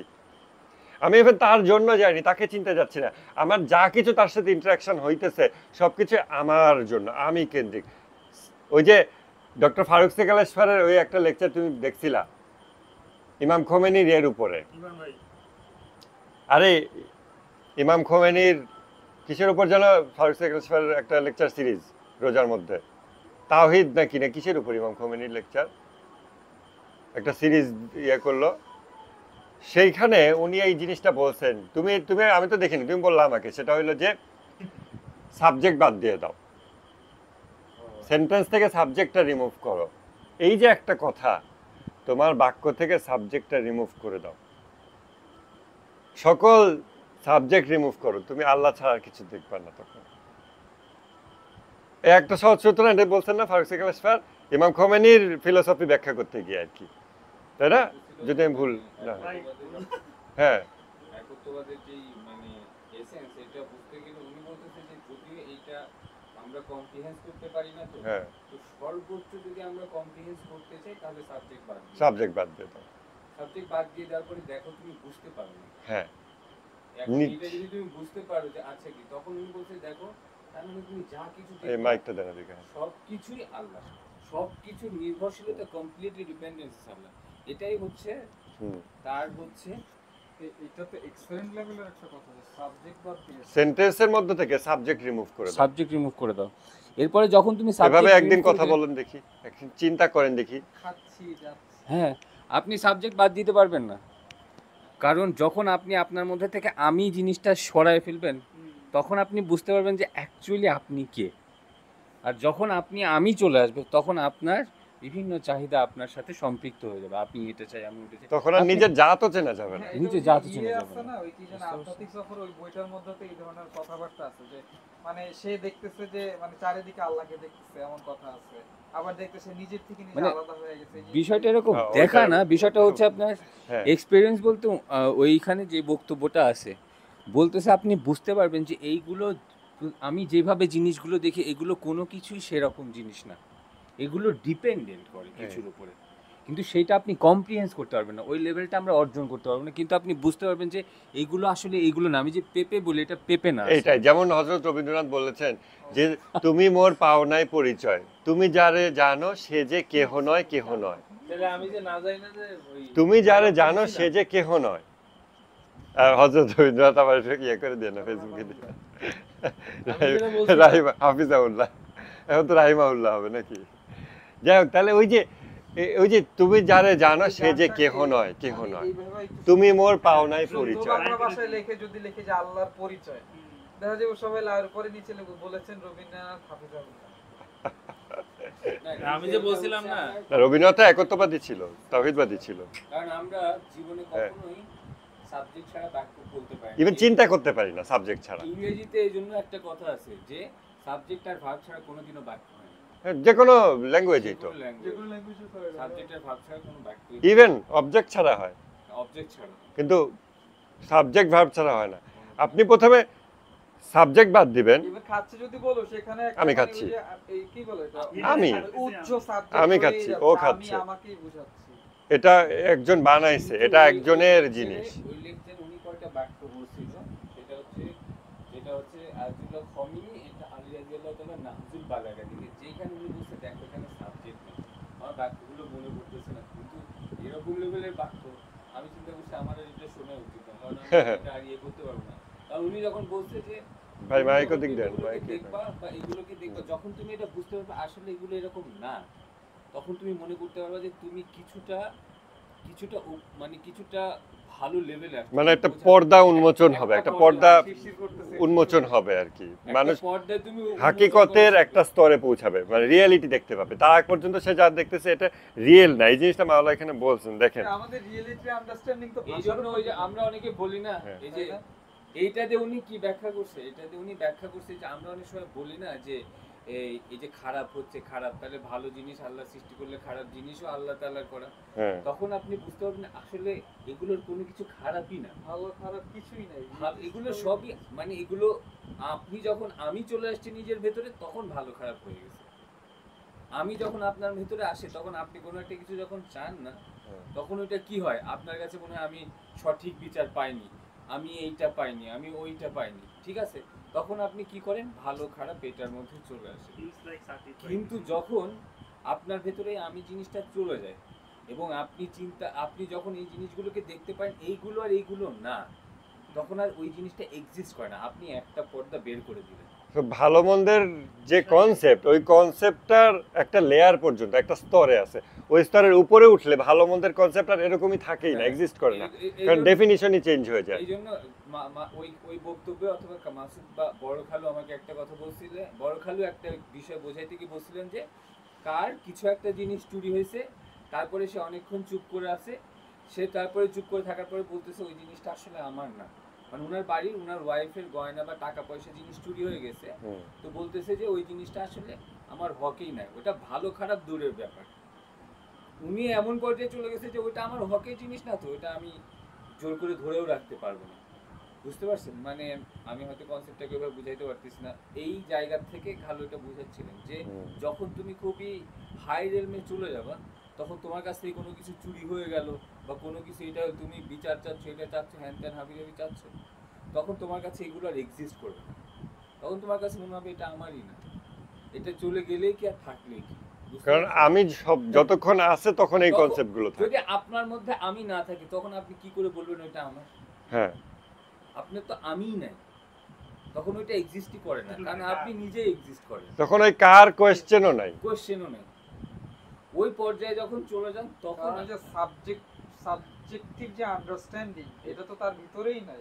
না, এটা তার মধ্যেই কারা আমি এইটা পুনরাবৃত্ত শেষ। এই যে মানে সাবজেক্ট ব্যবহার করে যে সৃষ্টি জগৎকে দেখা, জগৎকে দেখা সাবজেক্ট কেন্দ্রিক, যেভাবে আমি হিউম্যান ল্যাঙ্গুয়েজ ডেভেলপ হয়, ওই জিনিসটা ব্রেক করে ফেললে, ওইটা বাদ দিতে পারলে তখন কথা বলতেছিলেন blast হয়ে যাবে আর কি। বিষয়ে কোনো কিছু বলতে পারতেছিলাম না, কারণ সিফাত অ্যাকচুয়ালি আমাদের কোনো সিফাতই নেই, আমরা তো আমরাই না, এই আমি তো জিনিসটাই আমি। এই আলাপটা যখন যায় তখন হলো ওই ওয়াহাদাতুল ওজুদ কনসেপ্টটা আসতে পারে, কিন্তু ওইটা বলাটা সাধারণ মানুষের সাথে বলাটা প্রবলেমেটিক, কারণ তার এ ভাই আমি তো পাগল হয়ে যাইতেছি, আমার মাথা চাপ দিতেছে, কারণ তার ফিলোসফিক্যাল সেই ইয়েটা আন্ডারস্ট্যান্ডিং নাই। সো তখন যখন আমি প্রথমবার উনার বক্তব্য যখন শুনছিলাম তখন আমার ভেতরে যাতে গা শিরশির করতেছে যে কি বলতেছে, কারণ হচ্ছে পুরো এটা কোরের জিনিসটা মধ্যে যে খুবই আঘাত difficult। করতেছে। মানে এটা মানুষকে ভেঙে চুরে ভিন্ন কিছুতে পরিণত করে ফেলে এরকম। আমার ভিতরে ধ্বংস হয়ে গেছে।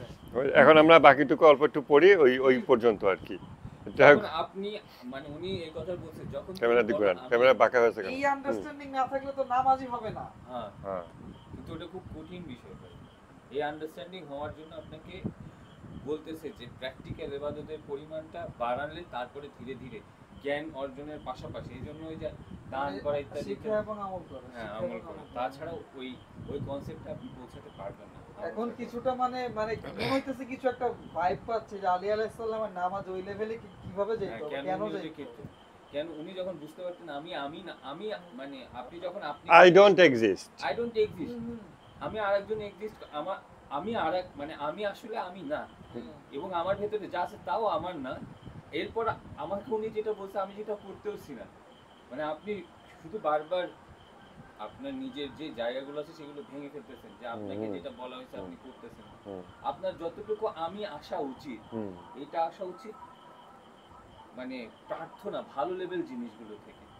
আমি তারপর এই কনসেপ্টটা এত ভালো বুঝাইতে পারবো না। ওইটা পুরোটা আমাদের ওইটা এখানে লেকচারও আমি দেখতে একটা হবে। হ্যাঁ, প্রবলেম পাইলাম, সেটা হচ্ছে যে আমাদের স্কলাররা, আমি জানি না ওদের হয়তো পার্সোনাল লেয়ারে করে কিনা, বাট তারা মানুষের চিন্তার জগৎটাকে আল্লাহকে চিনার ব্যাপারে না ওই অ্যানালজির উপর ডিপেন্ডেন্সি বানায় ফেলছে। যেমন আল্লাহকে নামাজ এবং আল্লাহ মানে এই দুইটাকে যখন তারা রিলেট করতেছে তখন এইভাবে করে যে আপনি যদি ধরেন আপনার বসের সামনে দাঁড়ায় থাকেন তখন কিন্তু আপনার মনোযোগ পুরো বসের দিকে থাকে, এরকম বলে না? কারণ তার মানে এক্সিস্টেন্স আপনার মধ্যে এমন ভাবে স্ট্যাবলিশড যে আপনি তার সামনে থেকে মানে ওই মনোযোগ সরাতে পারেন না। তো এমনি আল্লাহ একজন এইরকম, কিন্তু এটা কিন্তু প্রবলেমেটিক না? বিকজ এই জিনিসটা এখানে মাওলানা আলী হাসান বলছেন, করতে পারবে না। এই জিনিসটা মাওলা বলছেন, আমি সেটাতে একটু যাই তাহলে আপনাদের সুবিধা হবে। এক্স্যাক্ট এই কনসেপ্টটা বলছেন। বলছিলাম ওইটা কি এটার সাথে রিলেটেড? উনি আরেকটা উদাহরণ কোনটা? বললাম না যে এই সিফাতের বিষয়ে, হ্যাঁ। যে আমরা একটা যখন বাড়ি বানাই, হ্যাঁ, বাড়ি বানানোর পরে আমরা হচ্ছে এখানে পিলার আছে, হ্যাঁ, ওইখানে পিলার আছে, তারপরে এগুলো আলাদা আলাদা নাম আছে এবং আলাদা আলাদা বৈশিষ্ট্য আছে। এরপরে আপনি এগুলোকে আস্তে আস্তে বাদ দিয়ে দেন, হ্যাঁ। এরপরে বাড়ি নামটাও বাদ দিয়ে দেন, তারপরে বলেন এর কি কি সিফাত আছে। তখন আমি পাগল হয়ে যাব। বুঝতে পারছি? আপনি কি বলতেছিলেন? না, আমি বলছিলাম, আমি একদিন আপনার বলছিলাম না যে সকল জাহির যেগুলো ওগুলো আসলে বাতেন, আর বাতেন যেগুলো সেগুলো আসলে জাহির, আমরা আসলে বুঝি না। ভাই এসব বললেন না ভাই, ওইটাতে এখন যাওয়া সম্ভব না, না। ওইটাই এটার সাথে রিলেটেড না। না, এটা এর সাথে এখন ইমিডিয়েটলি রিলেট ভাই করা এই যাবে না। ধরনের জিনিসপত্র টাচ করলাম ওটা relate করা যাবে না। কিন্তু ভিতরে এখন আমরা তৈরি করবো। মাওলা যেভাবে জিনিসটা মানে লজিক্যালি আনছেন সেভাবে আমরা যাই, তাহলে আমাদের জন্য সুবিধা হবে। হ্যাঁ, কারণ এটাই ভালো। যেটা মাওলানা আলী হাসান বলছেন সেটা দেখেন, সেটা খুব ইজি ডিডাকটিভ একটা অ্যাপ্রোচ, খুব ইজি ডিডাকটিভ। সেটা হচ্ছে আল্লাহর উপাসনা শুরু হলো তাকে চেনা। চেনার শর্ত কি? চেনার শর্ত হইল তাওহীদ, মানে জাত হলো তাওহীদ। সো জাত চিনতে হবে, তাওহীদ চিনতে হবে। তাওহীদের রুট কি? তাওহীদের রুট হলো সিফতকে নাকচ করা। সিফত, এখানে আমি নিজে একটা কথা অ্যাড করি বোঝানোর সুবিধার্থে। সিফত অ্যাজ উই নো ইট, সিফত বলতে আমরা যা বুঝি, মূলত আল্লাহ তাআলার ক্ষেত্রে তার জাত এবং সিফতকে আলাদা করা যায় না। অন্যান্য সকল সৃষ্টির ক্ষেত্রে আল্লাহ তাআলা হলেন অসৃষ্ট স্রষ্টা, আর সকল সৃষ্টির ক্ষেত্রে জাত এবং সিফত আলাদা করা যায়, এবং সেখানে সিফত এবং মৌসুফ কনসেপ্টটা প্রযোজ্য হয়। কিন্তু মৌসুফ পর্যন্ত যার উপর সিফত আরোপ করা হয়, যে সিফত অ্যাকোয়ার করে, আবার সিফত অ্যাবান্ডন করে, মানে গুণ অর্জন করে এবং গুণ বর্জন করে।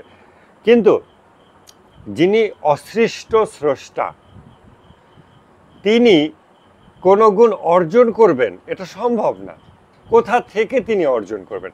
কেন অর্জন বিষয়টাই হলো কোনো এক স্থান থেকে আরেক স্থানে স্থানান্তরিত হওয়ার মাধ্যমে অর্জন বিষয়টি ঘটে থাকে, এবং যেখান থেকে চলে আরেক জায়গায় যায় ওই জায়গায় শূন্যতা সৃষ্টি হয়, এবং যেখানে যায় সেখানে কিছু বাড়তি সৃষ্টি হয়। না আল্লাহ তাআলার ক্ষেত্রে শূন্যতা কনসেপ্ট প্রযোজ্য, কোনো কমতি কনসেপ্ট প্রযোজ্য, না কোনো বাড়তি কনসেপ্ট প্রযোজ্য হয়। বোঝা যাচ্ছে? আমি তো হারাই ফেলছি যে আল্লাহর জাত এবং সিফত শুধুমাত্র ওয়াজিবুল উজুদ, এসেনশিয়াল এক্সিস্টেন্স গড, তার ক্ষেত্রে অসৃষ্ট স্রষ্টার ক্ষেত্রে জাত এবং সিফতকে আলাদা করা যায় না। এর বাইরে সকল মুমকিনুল উজুদ, পসিবল এক্সিস্টেন্স, সম্ভব অস্তিত্ব, এদের ক্ষেত্রে জাত এবং সিফত এটা আলাদা করা যায়। বোঝা গেছে? জাত এবং সিফত, মানুষের জাত সিফত আমরা আলাদা করতেছি না। এই জামাটা আমার সিফত, আল্লাহটা করা যায় না। যে কোনো এখানে সৃষ্টির তো জাত এবং সিফাত আলাদা করা যাচ্ছে। সৃষ্টির ক্ষেত্রে জাত সিফত আলাদা করা যায়, কিন্তু পরম স্রষ্টার ক্ষেত্রে জাত সিফত আলাদা করার যোগ্য না, অসম্ভব ব্যাপার। কেননা পরম স্রষ্টা বাই ডেফিনিশন যে আসলে কি, এটা মাওলা একটু পরেই বলতেছে, আমরা সেখানে এখন যাব। তিনি বলছেন কেননা বুদ্ধিবৃত্তি সাক্ষ্য দেয় প্রত্যেক সিফত এবং মৌসুফ হলো ক্রিয়েটেড। কেননা সিফত বলতে আমরা যা বুঝি এবং মৌসুফ বলতে যা বুঝি এটা হলো সৃষ্টি জগতের মধ্যে আমরা বিষয়টা অবলোকন করি। কিন্তু আমরা যদি আল্লাহকে সত্যিকার অর্থে অবলোকন করি কখনো, তখন আমরা সিফত মৌসুফ দেখব না। যারা অবলোকন করছে তারাও সেটা দেখে না। বা কোনো মানুষ যদি অ্যাডভান্স করতে করতে আল্লাহকে অবলোকন করে, চোখ দিয়ে দেখা না, অবলোকন করা, আল্লাহকে বোঝা, তখন সে ওখানে জাত সিফতের ভিন্নতা দেখতে পাবে না। এই জন্য মাওলা বলতেছেন তার থেকে সকল সিফতকে নাকচ করতে হবে। এর মানে এই না যে আল্লাহর ভিতর থেকে দয়া গুণটা বাইর করে দিতে হবে। আমি যদি বলি আপনার রাগ এলিমেন্টটা দূর করা লাগবে, নাকচ করব। একটা ওষুধ খাবেন, দেখবে আপনার রাগ হইতেছে না। আরে ওই যে পোলাপান মানসিক রোগ হয় তাদেরকে ডাক্তার কি ওষুধ দেয়, দেখা যায় খুব নিউট্রাল হয়ে যায়, নর্মাল হয়ে যায়। ওই যে ট্রমা, হ্যান ত্যান, ডিপ্রেশন, এইসব রোগীতে যে ওষুধ দেয় না, অনেক সময় খুব অ্যাঙ্গার আউটবার্স্ট হয়, একটা ওষুধ দিলে ওর অ্যাঙ্গারটা নিউট্রাল হয়ে যায়, কিছু কেমিক্যাল ব্লক করে দেয় জাস্ট। ওর এই সিফত কিন্তু ওর থেকে বাইর করে ফেলা হয়েছে। কারণ আমাদের সিফতটা হচ্ছে কি ম্যাটেরিয়ালিস্টিক জিনিসের উপর ডিপেন্ডেন্ট, নিউরোকেমিক্যাল বাদ দেওয়া যায়। দ্যাট ক্যান বি অল্টারড, ওটা চেঞ্জ হ্যাঁ, তাহলে ওর সিফতকে বাদ দিয়ে দিতেছে, একটা জিনিস ওর কমে যায়, আবার একটা জিনিস অ্যাড করা যায়। এটা ক্রিয়েটেড বস্তুর ক্ষেত্রে, সৃষ্টির ক্ষেত্রে আমরা এটা দেখি। তো আল্লাহকে আমি সিফাত দিব কিভাবে আর তার থেকে এক্সট্রাক্ট করব কিভাবে? এটা তো পসিবল না। কারণ ওই অর্জন বা বর্জন বিষয়টা কি? অর্জন মানে হলো এক জায়গা থেকে আরেক জায়গায় স্থানান্তরিত হয়ে সংযুক্ত হওয়া। এইজন্য ওই আয়াত যেটা আছে না, আপনারা যেটা বলতেছেন কম্প্রিহেন্স করা যায় না। ওয়ালাম ইয়াকুল্লাহু কুফুয়ান আহাদ, কোনো কিছু তার মতো নয়, তুমি কোনো কিছুতে চিন্তা করতে পারবে না, সেটা মাওলা বলছেন। আমি আসি ওখানে, দেখেন এখানে আমি একটা কোশ্চেন থামেন একটু পরে, কোশ্চেনের পরে রাখেন, বেশি ডিপ ডাইভ হয়ে যাবে। প্রত্যেক সৃষ্ট সাক্ষ্য দেয় যে, একটা কথা বলছেন, ওয়েট, প্রত্যেক সৃষ্ট সাক্ষ্য দেয় যে তার স্রষ্টা রয়েছে। বাই ডেফিনিশন সৃষ্ট মানে স্রষ্টা আছে, এটা তার মনে হয় ডিপ ব্যাখ্যার দরকার হয় না। তারপর তিনি ওই স্রষ্টার বৈশিষ্ট্য বলতেছেন, যিনি গুণও নন, গুণের পাত্রও নন, যিনি না সিফত না মৌসুফ, তিনি ক্রিয়েটর। প্রত্যেক ক্রিয়েটেড বস্তু একটা সাক্ষ্য দেয়, মানে কি সে একটা বিষয় ম্যানিফেস্ট করে। সাক্ষ্য দেয় মানে কি? যেমন ভাই, একটা মানুষ ও সাক্ষ্য দেয় যে ও মাতৃগর্ভ হতে ভূমিষ্ঠ হয়েছে। এটা আমি কেমনে বললাম? কারণ এটা ডিডাকটিভলি প্রুভেন, আনডিনায়েবল, এস্টাবলিশড। ওর এক্সিস্টেন্সই একটা মাতৃগর্ভের মানে প্রমাণ দেয়। প্রমাণ, তাই তো? একটা মানুষ আমার সামনে, এই মানুষটা মানেই হইল মাতৃগর্ভ আছে একটা, অ্যাটলিস্ট একটা। আবার ওই যে জায়গায় যাচ্ছে, মাতৃগর্ভ আছে একটা, মা আছে একটা। যে কোনো মানুষ একটা মায়ের সাক্ষ্য দেয়, একটা মায়ের সাক্ষ্য দেয়, মা ছাড়া আবার করতেছেন, পাগলামি করতেছেন, এই যে জিনিসটা। তাহলে তিনি মাওলা বলতেছেন প্রত্যেক সৃষ্ট, এভরি ক্রিয়েটেড, সে সাক্ষ্য দেয় যে তার স্রষ্টা রয়েছে। এটা একেবারে, এটা হলো ইলমে হুজুরি, এইটা আর প্রুফ করা লাগে না। ইলমে হুসুলি যেগুলো ওগুলো প্রুফ করা লাগে, কারণ ওই এলেমটা এখানে আছে, আমি আছি এখানে, ওই এলেমটা এখান থেকে আমার কাছে আসবে কেমনে, 2+2 = 4+2 = 6 এরকম করে করে আপনি আমার কাছে এনে দিলেন, আমি দেখলাম ওকে আমার ব্রেনের এক্সিস্টিং জিনিসের সাথে এটা খাপে খাপ মিলছে, তাহলে ওই নলেজ আমার কাছে আসে, ইলমে হুসুলি। বাট এটা হলো ইলমে হুজুরি, প্রেজেন্ট নলেজ, যেটার কোনো প্রুফ লাগে না। এবং ইলমে হুজুরিকে যদি কেউ কোয়েশ্চেন করে, আমরা ওই লেভেল অফ স্কেপটিসিজমকে ডিনাই করি।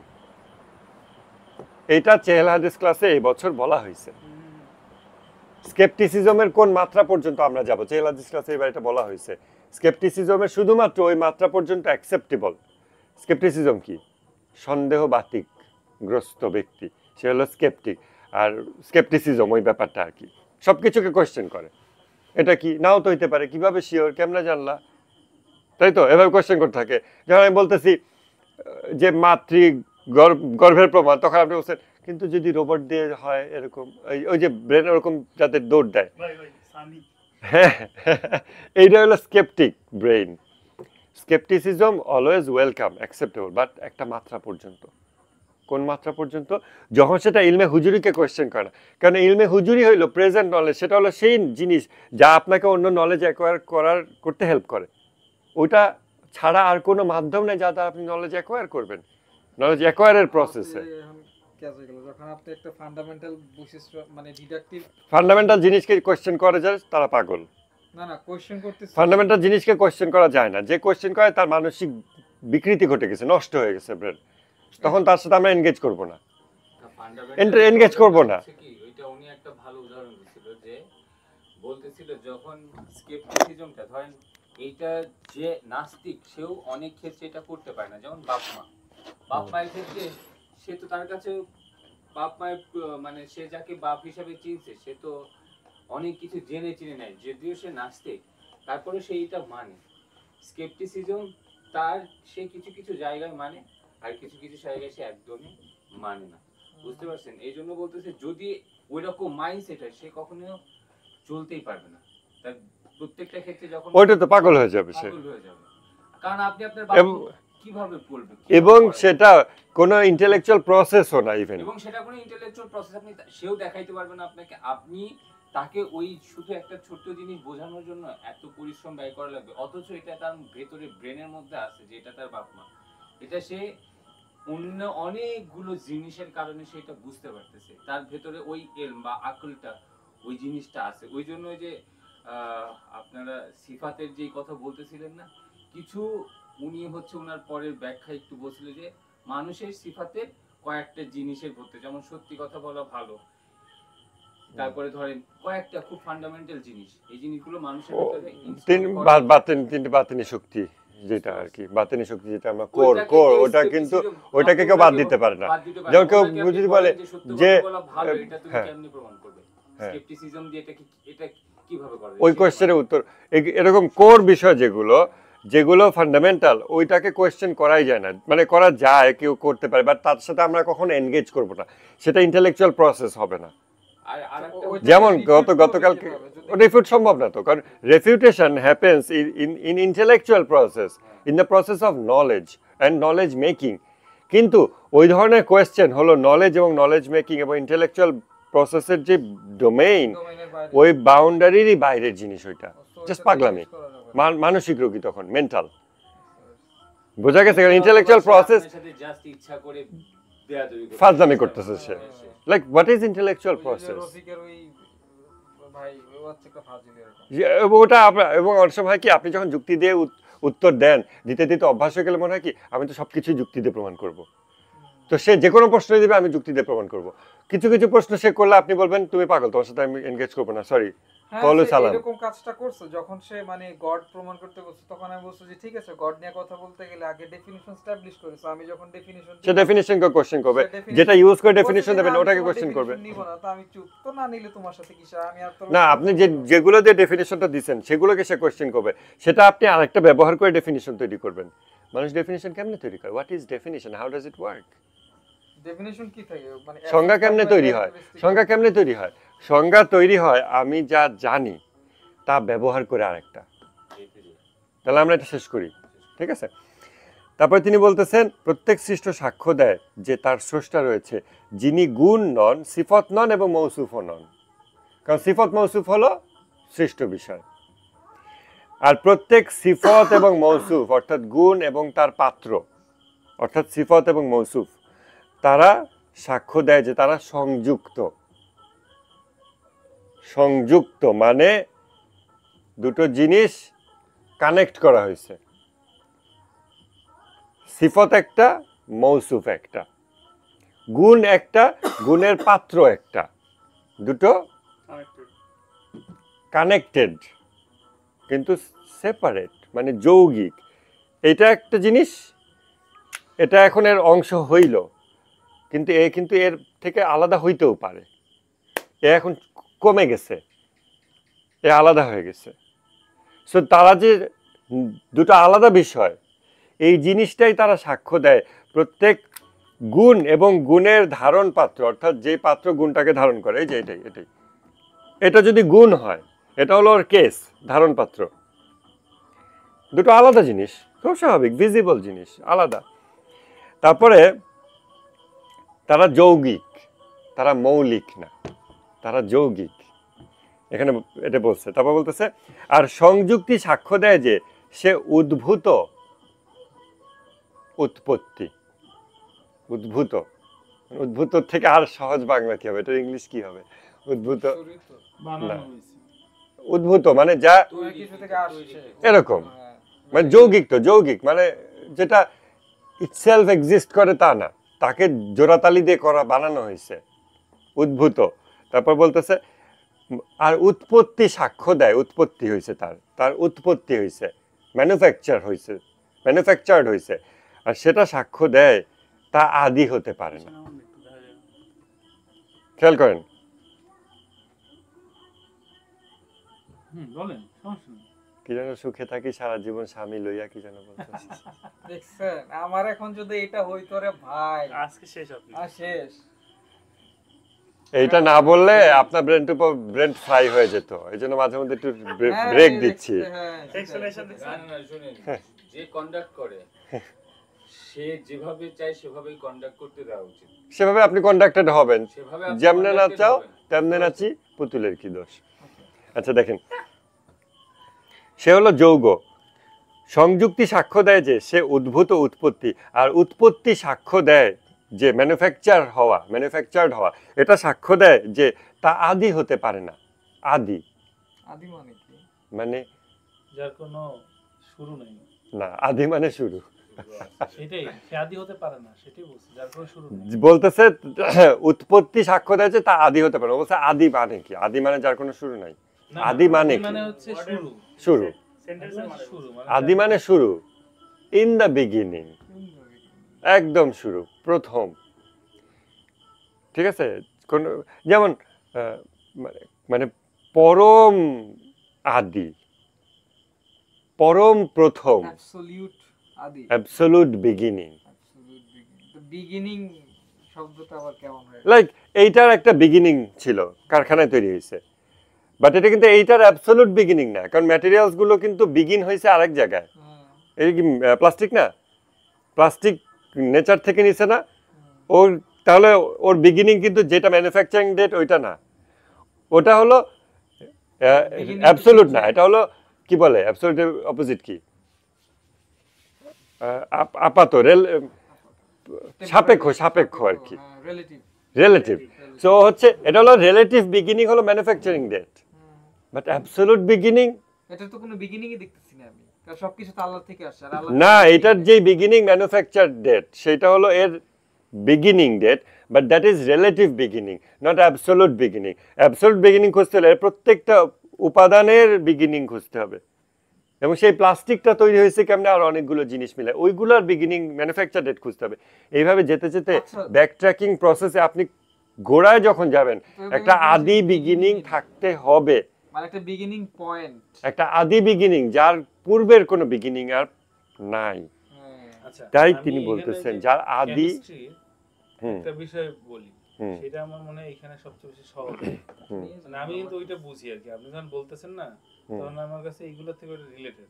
হুম, কেমিস্ট্রি যদি কেউ পড়েন তাহলে বুঝবেন, পর্যায় সারণীতে যে বিষয়টা দেখা হ্যাঁ। আছে যে মৌল আর যৌগ কি। হ্যাঁ, মৌল পদার্থ, মৌলিক পদার্থ হচ্ছে ধরেন কপার, হ্যাঁ, হ্যাঁ, সালফার, স্বর্ণ, আহ, রূপা, না গোল্ড ইয়া না, গোল্ড তো মৌলিক। গোল্ড তো মৌলিক। গোল্ড মৌলিক হ্যাঁ, পদার্থ। এই মৌলিক সব গোল্ডের যেটা আছে এজি না সবগুলো নাকি মৌলিক। জানো? হ্যাঁ, তো এখন এই মৌলিক পদার্থগুলো কিন্তু এটা আর ভাঙা যায় না, মানে এইটার ভাঙলে তখন আর সে হচ্ছে মৌল নিউট্রন থাকে না, সে প্রোটন ইলেকট্রন থাকে। আলাদা হয়ে যায়। এখন এই নিউট্রন প্রোটন ইলেকট্রনের হুম, যে হুম, আলাদা, সেটার কারণে ওই মৌলিকগুলো একটা একটার সাথে আলাদা হয়। হুম, এখন যদি এখান থেকে একটা ইলেকট্রন সরাই দেওয়া হয় হুম, তখন আর এই মৌল থাকে না, হুম, সে অন্য মৌল অন্য হয়ে কিছু যায়। হয়ে যায়। হুম, তার মানে এটা হচ্ছে ওই চায়ের মতো, যার ভিতরে যদি চা পাতি না থাকে তাহলে সে আর চা তো থাকলো চা না। থাকে না, ওই তো জাত। এটা হচ্ছে জাত, মানে মৌলিক পদার্থগুলো হচ্ছে এই জিনিসটা যেটা ভিতরে তার কিছু নিজস্ব গুণাবলী থাকে এবং সেটা আর ভাঙা যায় না। তাহলে কিন্তু সেটার সাথে যদি আরেকটা মৌল যোগ করা হয়, ধরেন মানে সালফারের সাথে যদি আমি হুম, অক্সিজেন যোগ করি, হুম। সালফার ডাই অক্সাইড হয়। হুম, হুম, তো সালফার ডাই অক্সাইড হলে সেটা কিন্তু আলাদা কিছু গুণাবলী তার ভিতরে তৈরি হয়, বাট সেটা কিন্তু ওর ওর বিগিনিং নিজস্ব গুণাবলী না, গুণাবলী নিজস্ব না। না, ও নিজস্ব গুণাবলী যৌগিক। কিন্তু ওকে তো ভাঙা যায়, হ্যাঁ, ভাঙা ওকে যায়। তো ভাঙলে কিন্তু সালফার আর অক্সাইড দুইটাই থাকে। হ্যাঁ, সালফার ডাই অক্সাইড হচ্ছে একটা যৌগ জিনিস। হুম, যেমন এই মাইক্রোফোনটার কথাই বললো, হেডফোনটার কথা, যে হুম, হেডফোনটা হচ্ছে একটা প্লাস্টিক, কিছু মেকানিজম, কিছু ইলেকট্রিসিটি, এগুলো যৌগ একটা জিনিস। বাট এটাকে যদি আমি ভাঙি, প্লাস্টিক কিন্তু ভ্যানিশ হয়ে যাচ্ছে না, এটা হেডফোন থাকতেছে না, বাট প্লাস্টিক কিন্তু স্টিল থাকতেছে। ওইভাবেই আদিতে যাওয়া। এখন আদিতে যাওয়া হ্যাঁ, যায়। আদিতে এখানে বলতেছে যে উৎপত্তি সাক্ষ্য দেয় যে তা আদি হতে পারে, যা কিছুর উৎপত্তি ঘটে তার বিষয়গুলো এই উৎপত্তির আগে থেকে আসে। সো সে ওই পয়েন্টে আদি না, তার আদি এর পিছে আগে। পিছনে যাই, লাইক একটা কারখানায় যখন একটা মাল তৈরি হয়, ওই সময়ে ও সব তৈরি হয়, ওর ম্যাটেরিয়ালস তো অন্য সময় আরো আগে কারখানায় এনে লোড করা হয়েছে। সো ওইটা ওর বিগিনিং না, এটাই উনি বলতেছেন। উৎপত্তি সাক্ষ্য দেয় যে তা আদি হতে পারে না, কেননা আদি সৃষ্ট হওয়া অসম্ভব। এই বাক্যগুলো এত ডিডাকটিভলি, মানে ফুল প্রুফ লজিক্যাল সেন্টেন্স, এইভাবে বাংলা বাক্য বলতে পারার যোগ্যতা আমাদের অর্জন করা উচিত। বাংলা বলতেছেন আদি সৃষ্ট হওয়া অসম্ভব, আদি সৃষ্ট হওয়া অসম্ভব, এরকম বাক্য আমরা জাস্ট লিখে দিতে পারি বটে, বাট এটাকে চিন্তা করে এইভাবে বাক্যে রূপান্তর করা, যেটাকে হাজার দিক দিয়ে যুক্তি খণ্ডনের চেষ্টা করলে কেউ যুক্তি খণ্ডন করতে পারবে না। আদি সৃষ্ট হওয়া, আদি এখানে একটা কমা হবে, এখানে অনুবাদ করছে যারা তাদের এখানে একটা কমা দেওয়া লাগতো। কমা আমি স্কুলে বা বইয়ের ভুল ধরছিলাম এখন, সরকারি বই ক্লাস 8-এ ম্যাডাম কাছে, ম্যাডাম এখানে একটা কমা হবে, কমা না দেওয়া অর্থের দ্ব্যর্থবোধকতা হয়ে যাচ্ছে, দুই রকম অর্থ গ্রহণ করা যায়। ম্যাডাম খেপে, বোর্ডের বইয়ের ভুল ধরো তুমি, তারপর গিয়ে আমার বোনের কাছে ম্যাডাম বিচার দিচ্ছে, দেখছো তোমার ভাই বোর্ডের বইয়ের ভুল ধরে। তখন আমার বোন উঠে দেয়, বলে জি ম্যাডাম এখানে একটা কমাই হবে। বাবু বাবু। না, ছোট জন, যাই হোক, স্কুলে তখন আমরা সেটা, এখানে একটা কমা হবে। এই যে বলতেছে আদি সৃষ্ট হওয়া অসম্ভব, আদি সৃষ্ট হওয়া অসম্ভব, নাহলে আপনি বলেন আদি সৃষ্ট, তখন এটা ভুল অর্থ হইতে পারে, আদি সৃষ্ট হওয়া অসম্ভব। কিন্তু আদি যে বিষয়টা, সেটা সৃষ্ট হওয়া অসম্ভব। যা কিছু আদি, যা কিছু অ্যাবসলিউট বিগিনিং, সে কিন্তু ক্রিয়েটেড হইতে পারে না, কেননা ক্রিয়েটেড মানে এটা যদি ক্রিয়েটেড হয় তাহলে তো তার আরেকটা point আগে আবার আছে, ক্রিয়েটর আরেকটা আছে, point হয়ে যায়। কারণ ক্রিয়েটেড মানে তার ক্রিয়েটর তার আছে, মানে আরেকটা স্টার্টিং পয়েন্ট। তার মানে সেইটা বিগিনিং খুঁজতে হলে ওইখানে যাইতে হবে। এইভাবে যাইতে গেলে তো আমাদের অস্তিত্বই হবে না কখনো। আমাদের অস্তিত্ব হবে না মানে মানে এইভাবে যদি আমরা চিন্তা ভাবনা করি, যদি ও, হ্যাঁ, এরকম শেষ কিছু তো করতেছি। পসিবল না লজিক্যালি, কজ আমাদের এক্সিস্টেন্সই তো আগের লাইনটা কি? ইয়াদের। উৎপত্তি সাক্ষ্য দেয় যে তা আদি হতে পারে না, উৎপত্তি সাক্ষ্য দেয় যা আদি কিছু হতে পারে না। ম্যানুফ্যাকচার্ড হয় সেটাই এটার প্রমাণ যে ওইটা ওর শুরু না। ওটা শুরু না, ওটা মানে শুরু এটা না। তো এটা বোঝায় যে যে কোনো ম্যানুফ্যাকচার, মানে যে কোনো বিষয়ের উৎপত্তি যেটা Create হয়, হচ্ছে, হ্যাঁ। ক্রিয়েট হচ্ছে, সেইটা কখনো আদি না, মানে সেটা হ্যাঁ, হ্যাঁ, সেটা শুরু, সেটাই অ্যাবসলিউট মানে বিগিনিং। শুরু নাই এরকম হইতে পারে না, ব্যাপারটা এরকম বুঝাচ্ছেন না? শুরু নাই তাকে বলছে। মানে এখানে আদি বলতে আদি হতে হচ্ছে পারে কি না, মানে অ্যাবসলিউট তার আদি শুরু নাই। বোঝাচ্ছে। বাংলা যদি না বোঝেন, উৎপত্তি সাক্ষ্য দেয় তা আদি হতে পারে না, তা বলতে বোঝাচ্ছে ওই বস্তু। আমি আমি তো ওটাই বলতেছি যে আদি হতে পারে না মানে কি? আদি মানে কি শুরু না? তার যেটা উৎপত্তি হয় সে যে মানে অনন্ত সময় ছিল। দুটো জিনিস, উৎপত্তি যার হয় আর উৎপত্তি বিষয়টা। দুইটা আলাদা। যেমন আমরা সিফত বললাম, সিফত বিষয়টা, উৎপত্তি জিনিসটাই আদি না, আদি একটা কনসেপ্ট আর উৎপত্তি একটা আদি মানে কনসেপ্ট। পরম জিনিস না যে অনেক আগে ছিল। অনেক আগে আবার কি আদি মানে আদি? আদির তো কোনো সময় আদি তো সংজ্ঞা কখন ভাই, এইসব আদি তো ওয়ার্ড ইউজ আদি হলো ইট প্রিসিডস আদি মানে টাইম, সময়েরও পূর্বে। সেটাই বলছি, ওটা তো কোনো সৃষ্টি না। এমন কথা আদি সময়ের মানে- পূর্বে আদি মানে তো কোনো সৃষ্টি না, কথাই বলতে পারতেছি না। সেটা তো কোনো সৃষ্টি হয়নি, আর কি বলবেন? মানে শুরু হয় নাই কখনো, সেটা আদি না। শুরু হয়নি কখনো, সেটা আদি না মানে? আদি মানে কি শুরু না? হ্যাঁ, তাহলে আবার শুরু না, হয় না, নাই আদি মানে শুরু হয় নাই, যেটা সেটা আগে থেকেই ছিল, এক্সিস্ট, সেটা আদি না। যেটা শুরু হয়েছে সেটা আদি। এবার বাঘের মধ্যে খাঁচা ঢুকে গেছে। আচ্ছা, তাহলে এটা ডেপথে না যায়, আমরা ক্লাস শেষ করবো, মনে হয় খাওয়া দাওয়া করা লাগবে। আচ্ছা, তারপর আমরা এখানে বাকি জাস্ট বাক্যগুলো কন্টিনিউ করি। কন্টিনিউ কাছে আবার বসে। না, আর বসবো না। এইটার উপর তো আমাদের পুরো এক উৎপত্তি বছর সাক্ষ্য কাজ দেয় যে তা আদি হতে পারে না, এটা কেননা নিচে আদি লিখতে হতো। সৃষ্ট হওয়া অসম্ভব। আদি as a concept cannot be created, আদি মানে সৃষ্ট আমি- হওয়া অসম্ভব। হালকা করে বুঝি, মানে অসীম যেমন কোনো একটা কিছু হইতে পারে না, অসীম হওয়া যায় না কোনো কিছু। তারপরে এরপরে সৃষ্ট কোনো কনক্লুশনে আসি। হ্যাঁ, হ্যাঁ, মানে সৃষ্ট- কিছু হ্যাঁ, সৃষ্ট- কখনো অসীম হইতে পারে না। হ্যাঁ, সৃষ্ট Cause কোনো কিছু জিনিস মানে অসীম হচ্ছে এটা কোয়ান্টিফাইবল রাইট, হয়ে যাচ্ছে। আন্ডারস্টুড। এবার দেখেন, কাজেই এবার কনক্লুশনে আসতেছে, যে ব্যক্তি আল্লাহর সত্তাকে চিনেছে বলে মনে করে সে প্রকৃতপক্ষে তাকে চেনেনি, আর যে তার জন্য অন্ত রয়েছে বলে ধারণা করে যে তার শেষ বলে কিছু আছে সে তাকে এক বলে মানল না। আর যে তার জন্য কোনো দৃষ্টান্তকে কল্পনা করলো যে আল্লাহ কেমন, আল্লাহ হলো এটার মতো, দৃষ্টান্ত, উদাহরণটা একটা উদাহরণ দিয়ে বলার চেষ্টা করলো, দৃষ্টান্ত, উদাহরণ, সিফত না, সিফত তো ডাইরেক্টলি অ্যাট্রিবিউট করা হয়, এটা একটা উদাহরণ দিল। আল্লাহ কি, একটা বাচ্চাকে যখন বলে আল্লাহ কি, আল্লাহ কেমন, সে একটা উদাহরণ দিল যে এই যে আমি একটা মাটির চুলা বানাইলাম, এই যে আমি মাটির চুলা বানালাম, আমি হইলাম আল্লাহর মতো, এরকম যদি কেউ বলে, হ্যাঁ, তাই মিউট দিয়ে দেন এটা, ঠিক আছে? তাহলে এটা হচ্ছে দৃষ্টান্ত। দৃষ্টান্ত এক জিনিস আর সাদৃশ্য আর এক জিনিস, এটা ডেপথে এখন যাওয়ার সুযোগ নাই, বাংলা বোঝা লাগবে।